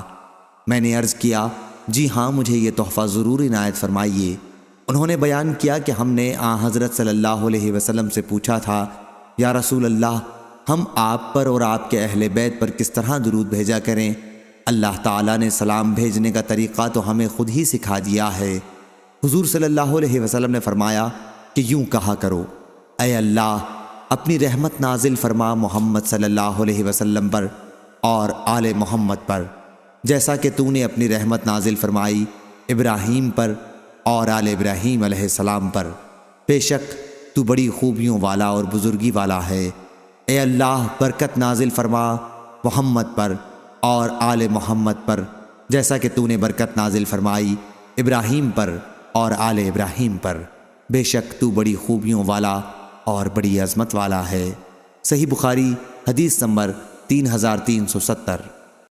جریر نے بیان کیا، ان سے منصور نے، ان سے منہال نے، ان سے سعید بن جبیر نے اور ان سے ابن عباس رضی اللہ عنہ نے بیان کیا کہ نبی کریم صلی اللہ علیہ وسلم حضرت حسن و حسین رضی اللہ عنہما کے لیے پناہ طلب کیا کرتے تھے اور فرماتے تھے کہ تمہارے بزرگ دادا ابراہیم علیہ السلام بھی ان کلمات کے ذریعے اللہ کی پناہ اسماعیل اور اسحاق علیہ السلام کے لیے مانگا کرتے تھے۔ میں پناہ مانگتا ہوں اللہ کے پورے کلمات کے ذریعے ہر ایک شیطان سے اور ہر زہریلے جانور سے اور ہر نقصان پہنچانے والی نظر بد سے۔ صحیح بخاری حدیث نمبر 3371۔ یونس نے خبر دی، انہیں ابن شہاب نے، انہیں ابو سلمہ بن عبد الرحمن اور سعید بن مسیب نے، انہیں حضرت ابو ہریرہ رضی اللہ عنہ نے کہ رسول اللہ صلی اللہ علیہ وسلم نے فرمایا، ہم حضرت ابراہیم علیہ السلام کے مقابلے میں شک کرنے کے زیادہ مستحق ہیں، جبکہ انہوں نے کہا تھا کہ میرے رب، مجھے دکھا کہ تو مردوں کو کس طرح زندہ کرتا ہے۔ اللہ تعالیٰ نے فرمایا، کیا تم ایمان نہیں لائے؟ انہوں نے عرض کیا کہ کیوں نہیں، لیکن یہ صرف اس لیے تاکہ میرے دل کو اور زیادہ اطمینان ہو جائے اور اللہ لوط علیہ السلام پر رحم کرے کہ وہ زبردست رکن یعنی اللہ کریم کی پناہ لیتے تھے، اور اگر میں اتنی مدت تک قید خانے میں رہتا جتنی مدت تک یوسف علیہ السلام رہے تو میں بلانے والے کی بات ضرور مان لیتا۔ صحیح بخاری حدیث نمبر 3372۔ سلمہ بن اکو رضی اللہ عنہ نے بیان کیا کہ نبی کریم صلی اللہ علیہ وسلم قبیلہ اسلم کی ایک جماعت سے گزرے جو تیر اندازی میں مقابلہ کر رہی تھی۔ حضور صلی اللہ علیہ وسلم نے فرمایا، اے بنو اسماعیل، تیر اندازی کیے جاؤ، کیونکہ تمہارے بزرگ دادا بھی تیر انداز تھے اور میں بنو فلاں کے ساتھ ہوں۔ راوی نے بیان کیا کہ یہ سنتے ہی دوسرے فریق نے تیر اندازی بند کر دی۔ حضور صلی اللہ علیہ وسلم نے فرمایا، کیا بات ہوئی، تم لوگ تیر کیوں نہیں چلاتے؟ انہوں نے عرض کیا، یا رسول اللہ، جب آپ فریق مقابل کے ساتھ ہو گئے تو اب ہم کس طرح تیر چلا سکتے ہیں؟ اس پر حضور صلی اللہ علیہ وسلم نے فرمایا، مقابلہ جاری رکھو، میں تم سب کے ساتھ ہوں۔ صحیح بخاری حدیث نمبر 3373۔ اسحاق بن ابراہیم نے بیان کیا، کہا ہم نے معتمر بن سلیمان سے سنا، انہوں نے عبید اللہ عمری سے، انہوں نے سعید بن ابی سعید مقبری سے، اور ان سے ابو ہریرہ رضی اللہ عنہ نے بیان کیا کہ نبی کریم صلی اللہ علیہ وسلم سے پوچھا گیا، سب سے زیادہ شریف کون ہے؟ آپ نے فرمایا کہ جو سب سے زیادہ متقی ہو وہ سب سے زیادہ شریف ہے۔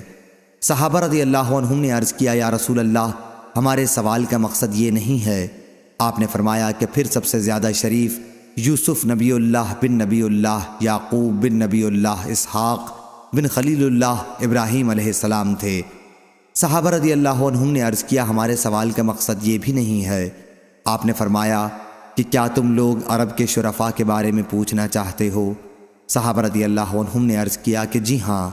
آپ نے فرمایا کہ پھر جاہلیت میں جو لوگ شریف اور اچھے عادات و اخلاق کے تھے وہ اسلام لانے کے بعد بھی شریف اور اچھے سمجھے جائیں گے، جبکہ وہ دین کی سمجھ بھی حاصل کریں۔ صحیح بخاری حدیث نمبر 3374۔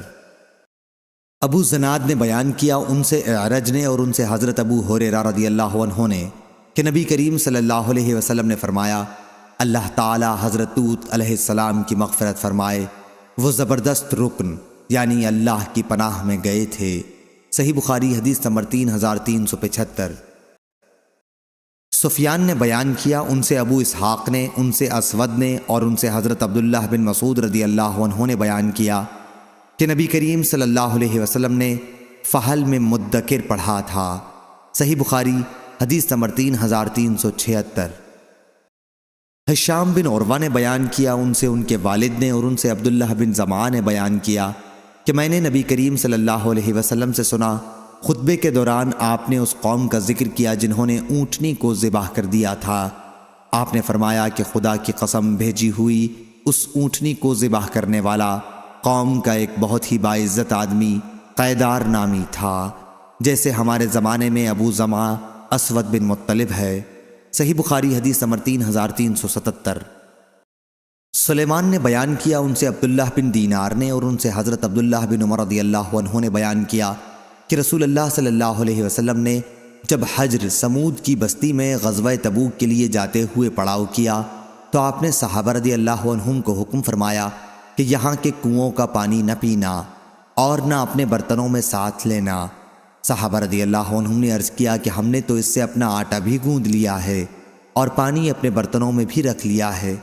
حضور صلی اللہ علیہ وسلم نے انہیں حکم دیا کہ گندا ہوا آٹا پھینک دیا جائے۔ ابو ذر رضی اللہ عنہ نے نبی کریم صلی اللہ علیہ وسلم سے نقل کیا ہے کہ جس نے آٹا اس پانی سے گوندھ لیا ہو وہ اسے پھینک دے۔ صحیح بخاری حدیث نمبر 3378۔ انس بن عیاض نے بیان کیا، ان سے عبید اللہ نے، ان سے نافع نے اور انہیں عبداللہ بن عمر رضی اللہ عنہ نے خبر دی کہ صحابہ رضی اللہ عنہم نے نبی کریم صلی اللہ علیہ وسلم کے ساتھ سمود کی بستی حجر میں پڑاؤ کیا تو وہاں کے کنوؤں کا پانی اپنے برتنوں میں بھر لیا اور آٹا بھی اس پانی سے گوندھ لیا، لیکن حضور صلی اللہ علیہ وسلم نے انہیں حکم دیا کہ جو پانی انہوں نے اپنے برتنوں میں بھر لیا ہے اسے انڈیل دیں اور گندا ہوا آٹا جانوروں کو کھلا دیں۔ اس کے بجائے حضور صلی اللہ علیہ وسلم نے انہیں یہ حکم دیا کہ اس کنویں سے پانی لیں جس سے صالح علیہ السلام کی اونٹنی پانی پیا کرتی تھی۔ صحیح بخاری حدیث نمبر 3379۔ سالم بن عبداللہ نے خبر دی اور انہیں ان کے والد عبداللہ رضی اللہ عنہ نے کہ نبی کریم صلی اللہ علیہ وسلم جب مقام حجر سے گزرے تو فرمایا کہ ان لوگوں کی بستی میں جنہوں نے ظلم کیا تھا نہ داخل ہو، لیکن اس صورت میں کہ تم روتے ہوئے ہو، کہیں ایسا نہ ہو کہ تم پر بھی وہی عذاب آ جائے جو ان پر آیا تھا۔ پھر آپ نے اپنی چادر چہرہ مبارک پر ڈال لی۔ آپ اس وقت کجاوے پر تشریف رکھتے تھے۔ صحیح بخاری حدیث نمبر 3380۔ وہب نے بیان کیا، ان سے ان کے والد نے بیان کیا، انہوں نے یونس سے سنا، انہوں نے زہری سے، انہوں نے سالم سے، اور ان سے حضرت ابن عمر رضی اللہ عنہ نے بیان کیا کہ نبی کریم صلی اللہ علیہ وسلم نے فرمایا کہ جب تمہیں ان لوگوں کی بستی سے گزرنا پڑے جنہوں نے اپنی جانوں پر ظلم کیا تھا تو روتے ہوئے گزرو، کہیں تمہیں بھی وہ عذاب آ نہ پکڑے جس میں یہ ظالم لوگ گرفتار کیے گئے تھے۔ صحیح بخاری حدیث نمبر 3381۔ عبد الرحمن بن عبداللہ نے بیان کیا، ان سے ان کے والد نے، اور ان سے حضرت عبداللہ بن عمر رضی اللہ عنہ نے بیان کیا کہ نبی کریم صلی اللہ علیہ وسلم نے فرمایا، شریف بن شریف بن شریف بن شریف یوسف بن یعقوب بن اسحاق بن ابراہیم علیہ السلام تھے۔ صحیح بخاری حدیث نمبر 3382۔ سعید بن ابی سعید نے خبر دی، اور انہیں حضرت ابو ہریرہ رضی اللہ عنہ نے کہ نبی صلی اللہ علیہ وسلم سے پوچھا گیا کہ سب سے زیادہ شریف آدمی کون ہے؟ آپ نے فرمایا، جو اللہ کا خوف سب سے زیادہ رکھتا ہو۔ صحابہ رضی اللہ عنہم نے عرض کیا کہ ہمارے سوال کا مقصد یہ نہیں ہے۔ آپ نے فرمایا کہ پھر سب سے زیادہ شریف اللہ کے نبی یوسف بن نبی اللہ بن خلیل اللہ ہیں۔ صحابہ رضی اللہ عنہم نے عرض کیا کہ ہمارے سوال کا مقصد یہ بھی نہیں ہے۔ آپ نے فرمایا کہ اچھا تم لوگ عرب کے خانوادوں کے بارے میں پوچھنا چاہتے ہو؟ دیکھو، لوگوں کی مثال کانوں کی سی ہے، کسی کان میں سے اچھا مال نکلتا ہے، کسی میں سے برا۔ جو لوگ تم میں سے زمانہ جاہلیت میں شریف اور بہتر اخلاق کے تھے، وہی اسلام کے بعد بھی اچھے اور شریف ہیں، بشرطے کہ وہ دین کی سمجھ حاصل کریں۔ صحیح بخاری حدیث نمبر 3383۔ سعد بن ابراہیم نے بیان کیا، انہوں نے عروہ بن زبیر سے سنا، اور انہوں نے حضرت عائشہ رضی اللہ عنہا سے کہ نبی کریم صلی اللہ علیہ وسلم نے مرض الموت میں ان سے فرمایا، ابو بکر سے کہو کہ لوگوں کو نماز پڑھائیں۔ عائشہ رضی اللہ عنہا نے عرض کیا کہ وہ بہت نرم دل ہیں، آپ کی جگہ جب کھڑے ہوں گے تو ان پر رقت طاری ہو جائے گی۔ حضور صلی اللہ علیہ وسلم نے انہیں دوبارہ یہی حکم دیا، لیکن انہوں نے بھی دوبارہ یہی عذر بیان کیا۔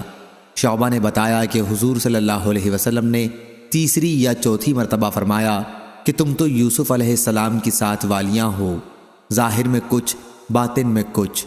ابو بکر رضی اللہ عنہ سے کہو نماز پڑھائیں۔ صحیح بخاری حدیث نمبر 3384۔ زائدہ نے بیان کیا، ان سے عبد الملک بن عمیر نے، ان سے ابو بردہ بن ابی موسیٰ نے، اور ان سے ان کے والد نے بیان کیا کہ نبی کریم صلی اللہ علیہ وسلم جب بیمار پڑے تو آپ نے فرمایا کہ ابو بکر سے کہو کہ لوگوں کو نماز پڑھائیں۔ عائشہ رضی اللہ عنہا نے عرض کیا کہ ابو بکر رضی اللہ عنہ نہایت نرم دل انسان ہیں، لیکن حضور صلی اللہ علیہ وسلم نے دوبارہ یہی حکم فرمایا اور انہوں نے بھی وہی عذر دہرایا۔ آخر حضور صلی اللہ علیہ وسلم نے فرمایا کہ ان سے کہو نماز پڑھائیں، تم تو یوسف کے ساتھ والیاں ہو، ظاہر کچھ، باطن کچھ۔ چنانچہ ابو بکر رضی اللہ عنہ نے حضور صلی اللہ علیہ وسلم کی زندگی میں امامت کی، اور حسین بن علی جعفی نے زائدہ سے رجل رقیق کے الفاظ نقل کیے کہ ابو بکر نرم دل آدمی ہیں۔ صحیح بخاری حدیث نمبر 3385۔ ابو زناد نے بیان کیا، ان سے اعرج نے بیان کیا، اور ان سے حضرت ابو ہریرہ رضی اللہ عنہ نے بیان کیا کہ رسول اللہ صلی اللہ علیہ وسلم نے دعا فرمائی، اے اللہ عیاش بن ابی ربیعہ کو نجات دے، اے اللہ سلمہ بن حشام کو نجات دے، اے اللہ ولید بن ولید کو نجات دے، اے اللہ تمام ضعیف اور کمزور مسلمانوں کو نجات دے، اے اللہ قبیلہ مضر کو سخت گرفت میں پکڑ لے، اے اللہ یوسف علیہ السلام کے زمانے کسی قحط سالی ان ظالموں پر نازل فرما۔ صحیح بخاری حدیث نمبر 3386۔ سعید بن مسیب اور ابو عبیدہ نے خبر دی، اور ان سے حضرت ابو ہریرہ رضی اللہ عنہ نے بیان کیا کہ رسول اللہ صلی اللہ علیہ وسلم نے فرمایا اللہ تعالیٰ لوط علیہ السلام پر رحم فرمائے کہ وہ زبردست رکن یعنی وہ خداوند کریم کی پناہ لیتے تھے، اور اگر میں اتنی مدت تک قید میں رہتا جتنی یوسف علیہ السلام رہے تھے، اور پھر میرے پاس بادشاہ کا آدمی بلانے کے لیے آتا تو میں فوراً اس کے ساتھ چلا جاتا۔ صحیح بخاری حدیث نمبر 3387۔ مسروق نے بیان کیا کہ میں نے حضرت عائشہ رضی اللہ عنہا کی والدہ ام رومان رضی اللہ عنہا سے عائشہ رضی اللہ عنہا کے بارے میں جو بہتان تراشا گیا تھا اس کے متعلق پوچھا، تو انہوں نے کہا کہ میں عائشہ رضی اللہ عنہا کے ساتھ بیٹھی ہوئی تھی کہ ایک انصاریہ عورت ہمارے یہاں آئی اور کہا کہ اللہ فلاں مصطح بن اثاثہ کو تباہ کر دے، اور وہ اسے تباہ کر بھی چکا۔ انہوں نے بیان کیا کہ میں نے کہا آپ یہ کیا کہہ رہی ہیں؟ انہوں نے بتایا کہ اس نے تو یہ جھوٹ مشہور کیا ہے۔ پھر انصاریہ عورت نے حضرت عائشہ رضی اللہ عنہا پر تہمت کا سارا واقعہ بیان کیا۔ حضرت عائشہ رضی اللہ عنہا نے اپنی والدہ سے پوچھا کہ کون سا واقعہ ہے، تو ان کی والدہ نے انہیں واقعے کی تفصیل بتائی۔ عائشہ رضی اللہ عنہا نے پوچھا کہ یہ قصہ ابو بکر رضی اللہ عنہ اور رسول اللہ صلی اللہ علیہ وسلم کو بھی معلوم ہو گیا ہے؟ ان کی والدہ نے بتایا کہ ہاں۔ یہ سنتے ہی حضرت عائشہ رضی اللہ عنہا بے ہوش ہو کر گر پڑیں، اور جب ہوش آیا تو جاڑے کے ساتھ بخار چڑھا ہوا تھا۔ پھر نبی کریم صلی اللہ علیہ وسلم تشریف لائے اور دریافت فرمایا کہ انہیں کیا ہوا؟ میں نے کہا کہ ایک بات ان سے ایسی کہی گئی تھی اور اسی کے صدمے سے ان کو بخار آ گیا ہے۔ پھر حضرت عائشہ رضی اللہ عنہا اٹھ کر بیٹھ گئیں اور کہا اللہ کی قسم، اگر میں قسم کھاؤں جب بھی آپ لوگ میری بات نہیں مان سکتے، اور اگر کوئی عذر بیان کروں تو اسے بھی تسلیم نہیں کر سکتے، بس میری اور آپ لوگوں کی مثال یعقوب علیہ السلام اور ان کے بیٹوں کی سی ہے کہ انہوں نے اپنے بیٹوں کی من گھڑت کہانی سن کر فرمایا تھا کہ جو کچھ تم کہہ رہے ہو میں اس پر اللہ ہی کی مدد چاہتا ہوں۔ اس کے بعد حضرت صلی اللہ علیہ وسلم واپس تشریف لے گئے اور اللہ تعالیٰ کو جو کچھ منظور تھا وہ نازل فرمایا۔ جب حضرت صلی اللہ علیہ وسلم نے اس کی خبر عائشہ رضی اللہ عنہا کو دی تو انہوں نے کہا کہ اس کے لیے میں صرف اللہ کا شکر ادا کرتی ہوں، کسی اور کا نہیں۔ صحیح بخاری حدیث نمبر 3388۔ عروہ نے خبر دی کہ انہوں نے نبی کریم صلی اللہ علیہ وسلم کی زوجہ مطہرہ عائشہ رضی اللہ عنہا سے آیت کے متعلق پوچھا، حتیٰ اذا استیأس الرسل وظنوا انہم قد کذبوا، تشدید کے ساتھ ہے یا کذبوا بغیر تشدید کے، یعنی یہاں تک کہ جب انبیاء نا امید ہو گئے اور انہیں خیال گزرنے لگا کہ انہیں جھٹلا دیا گیا تو اللہ کی مدد پہنچی، تو انہوں نے کہا کہ یہ تشدید کے ساتھ ہے، اور مطلب یہ ہے کہ ان کی قوم نے انہیں جھٹلایا تھا۔ میں نے عرض کیا کہ پھر معنی کیسے بنیں گے؟ پیغمبروں کو یقین تھا ہی کہ ان کی قوم انہیں جھٹلا رہی ہے، پھر قرآن میں لفظ ظن، گمان اور خیال کے معنی میں استعمال کیوں کیا گیا؟ عائشہ رضی اللہ عنہا نے کہا اے چھوٹے سے عروہ، بے شک ان کو تو یقین تھا۔ میں نے کہا تو شاید اس آیت میں بغیر تشدید کے کذبوا ہوگا، یعنی پیغمبر یہ سمجھے کہ اللہ نے جو ان کی مدد کا وعدہ کیا تھا وہ غلط تھا۔ عائشہ رضی اللہ عنہا نے فرمایا معاذ اللہ، انبیاء اپنے رب کے ساتھ بھلا ایسا گمان کر سکتے ہیں؟ عائشہ رضی اللہ عنہا نے کہا مراد یہ ہے کہ پیغمبروں کے تابعدار لوگ جو اپنے مالک پر ایمان لائے تھے اور پیغمبروں کی تصدیق کی تھی، ان پر جب مدت تک خدا کی آزمائش رہی اور مدد آنے میں دیر ہوئی اور پیغمبر لوگ اپنی قوم کے جھٹلانے والوں سے نا امید ہو گئے، سمجھے کہ اب وہ ایمان نہیں لائیں گے، اور انہوں نے یہ گمان کیا کہ جو لوگ ان کے تابعدار بنے ہیں وہ بھی ان کو جھوٹا سمجھنے لگیں گے، اس وقت اللہ کی مدد آن پہنچی۔ ابو عبداللہ امام بخاری نے کہا کہ استیاسو فتعلو کے وزن پر جو یأست منہ سے نکلا ہے ایمن یوسف، سورہ یوسف کی آیت کا ایک جملہ ہے، یعنی زلیخا یوسف سے نا امید ہو گئی۔ لا تائسو من روح اللہ، سورہ یوسف آیت نمبر 87، یعنی اللہ سے امید رکھو، نا امید نہ ہو۔ صحیح بخاری حدیث نمبر 3389۔ عبد الرحمن نے بیان کیا، ان سے ان کے والد عبداللہ بن دینار نے بیان کیا، اور ان سے عبداللہ بن عمر رضی اللہ عنہ نے بیان کیا کہ نبی کریم صلی اللہ علیہ وسلم نے فرمایا شریف بن شریف بن شریف بن شریف یوسف بن یعقوب بن اسحاق بن ابراہیم علیہ السلام ہیں۔ صحیح بخاری حدیث نمبر 3390۔ معمر نے خبر دی انہیں حمام نے اور انہیں حضرت ابو ہریرہ رضی اللہ عنہ نے کہ نبی کریم صلی اللہ علیہ وسلم نے فرمایا، ایوب ننگے غسل کر رہے تھے کہ سونے کی ٹڈیاں ان پر گرنے لگیں۔ وہ ان کو اپنے کپڑے میں جمع کرنے لگے۔ ان کے پروردگار نے ان کو پکارا کہ اے ایوب، جو کچھ تم دیکھ رہے ہو سونے کی ٹڈیاں، کیا میں نے تمہیں اس سے بے پرواہ نہیں کر دیا ہے؟ انہوں نے عرض کیا کہ صحیح ہے اے رب العزت، لیکن تیری برکت سے میں کس طرح بے پرواہ ہو سکتا ہوں؟ صحیح بخاری حدیث نمبر 3391۔ عقیل نے بیان کیا ان سے ابن شہاب نے، انہوں نے عروہ بن زبیر سے سنا، انہوں نے بیان کیا کہ حضرت عائشہ رضی اللہ عنہا نے کہا، پھر نبی کریم صلی اللہ علیہ وسلم غار حرا سے ام المومنین حضرت خدیجہ رضی اللہ عنہا کے پاس لوٹ آئے تو آپ کا دل دھڑک رہا تھا۔ حضرت خدیجہ رضی اللہ عنہا آپ کو ورقہ بن نوفل کے پاس لے گئیں۔ وہ نصرانی ہو گئے تھے اور انجیل کو عربی میں پڑھتے تھے۔ ورقہ نے پوچھا کہ آپ کیا دیکھتے ہیں؟ آپ نے انہیں بتایا تو انہوں نے کہا کہ یہی ہیں وہ ناموس جنہیں اللہ تعالیٰ نے موسیٰ علیہ السلام کے پاس بھیجا تھا، اور اگر میں تمہارے زمانے تک زندہ رہا تو میں تمہاری پوری مدد کروں گا۔ ناموس محرم راز کو کہتے ہیں، جو ایسے راز سے بھی آگاہ ہو جو آدمی دوسروں سے چھپائے۔ صحیح بخاری حدیث نمبر 3392۔ قتادہ نے بیان کیا ان سے انس بن مالک رضی اللہ عنہ نے اور ان سے حضرت مالک بن صعصع رضی اللہ عنہ نے کہ رسول اللہ صلی اللہ علیہ وسلم نے ان سے اس رات کے متعلق بیان کیا جس میں آپ کو معراج ہوا، کہ جب آپ 5ویں آسمان پر تشریف لے گئے تو وہاں ہارون علیہ السلام ملے۔ جبریل علیہ السلام نے بتایا کہ یہ ہارون علیہ السلام ہیں، انہیں سلام کیجئے۔ میں نے سلام کیا تو انہوں نے جواب دیتے ہوئے فرمایا، خوش آمدید صالح بھائی اور صالح نبی۔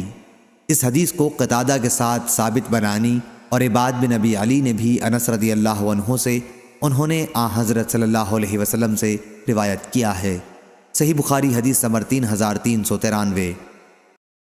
معمر نے خبر دی انہیں زہری نے، انہیں سعید بن مسیب نے اور ان سے حضرت ابو ہریرہ رضی اللہ عنہ نے بیان کیا کہ رسول اللہ صلی اللہ علیہ وسلم نے اس رات کی کیفیت بیان کی جس میں آپ کو معراج ہوا، کہ میں نے موسیٰ علیہ السلام کو دیکھا کہ وہ ایک دبلے پتلے سیدھے بالوں والے آدمی ہیں۔ ایسا معلوم ہوتا تھا کہ قبیلہ شنوح میں سے ہوں، اور میں نے عیسیٰ علیہ السلام کو بھی دیکھا، وہ میانہ قد اور نہایت سرخ و سفید رنگ والے تھے، ایسے تر و تازہ اور پاک و صاف کہ معلوم ہوتا تھا کہ ابھی غسل خانے سے نکلے ہیں، اور میں ابراہیم علیہ السلام سے ان کی اولاد میں سب سے زیادہ مشابہ ہوں۔ پھر 2 برتن میرے سامنے لائے گئے، ایک میں دودھ تھا اور دوسرے میں شراب تھی۔ جبریل علیہ السلام نے کہا کہ دونوں چیزوں میں سے آپ کا جو جی چاہے پیجئے۔ میں نے دودھ کا پیالہ اپنے ہاتھ میں لے لیا اور اسے پی گیا۔ مجھ سے کہا گیا کہ آپ نے فطرت کو اختیار کیا، دودھ آدمی کی پیدائشی غذا ہے، اگر اس کے بجائے آپ نے شراب پی ہوتی تو آپ کی امت گمراہ ہو جاتی۔ صحیح بخاری حدیث نمبر 3394۔ ابو العالیہ نے بیان کیا اور ان سے تمہارے نبی کے چچا زاد بھائی یعنی حضرت ابن عباس رضی اللہ عنہ نے بیان کیا کہ نبی کریم صلی اللہ علیہ وسلم نے فرمایا، کسی شخص کو یوں نہ کہنا چاہیے کہ میں یونس بن متی سے بہتر ہوں۔ حضور صلی اللہ علیہ وسلم نے ان کا نام ان کے والد کی طرف منسوب کر کے لیا۔ صحیح بخاری حدیث نمبر 3395۔ اور حضور صلی اللہ علیہ وسلم نے شب معراج کا ذکر کرتے ہوئے فرمایا کہ موسیٰ علیہ السلام گندم گوں اور دراز قد تھے، ایسا معلوم ہوتا تھا جیسے قبیلہ شنوح کے کوئی صاحب ہوں، اور فرمایا کہ عیسیٰ علیہ السلام گھنگریالے بال والے اور میانہ قد کے تھے، اور حضور صلی اللہ علیہ وسلم نے داروغہ جہنم مالک کا بھی ذکر فرمایا اور دجال کا بھی۔ صحیح بخاری حدیث نمبر 3396۔ ایوب سختیانی نے بیان کیا ان سے سعید بن جبیر کے صاحبزادے عبداللہ نے اپنے والد سے اور ان سے ابن عباس رضی اللہ عنہ نے کہ جب نبی کریم صلی اللہ علیہ وسلم مدینہ تشریف لائے تو وہاں کے لوگ ایک دن یعنی عاشورہ کے دن روزہ رکھتے تھے۔ ان لوگوں یہودیوں نے بتایا کہ یہ بڑی عظمت والا دن ہے، اسی دن اللہ تعالیٰ نے موسیٰ علیہ السلام کو نجات دی تھی اور آل فرعون کو غرق کیا تھا۔ اس کے شکر میں موسیٰ علیہ السلام نے اس دن کا روزہ رکھا تھا۔ حضور صلی اللہ علیہ وسلم نے فرمایا، کہ میں موسیٰ علیہ السلام کا ان سے زیادہ قریب ہوں۔ چنانچہ آپ نے خود بھی اس دن کا روزہ رکھنا شروع کیا اور صحابہ کو بھی اس کا حکم فرمایا۔ صحیح بخاری حدیث نمبر 3397۔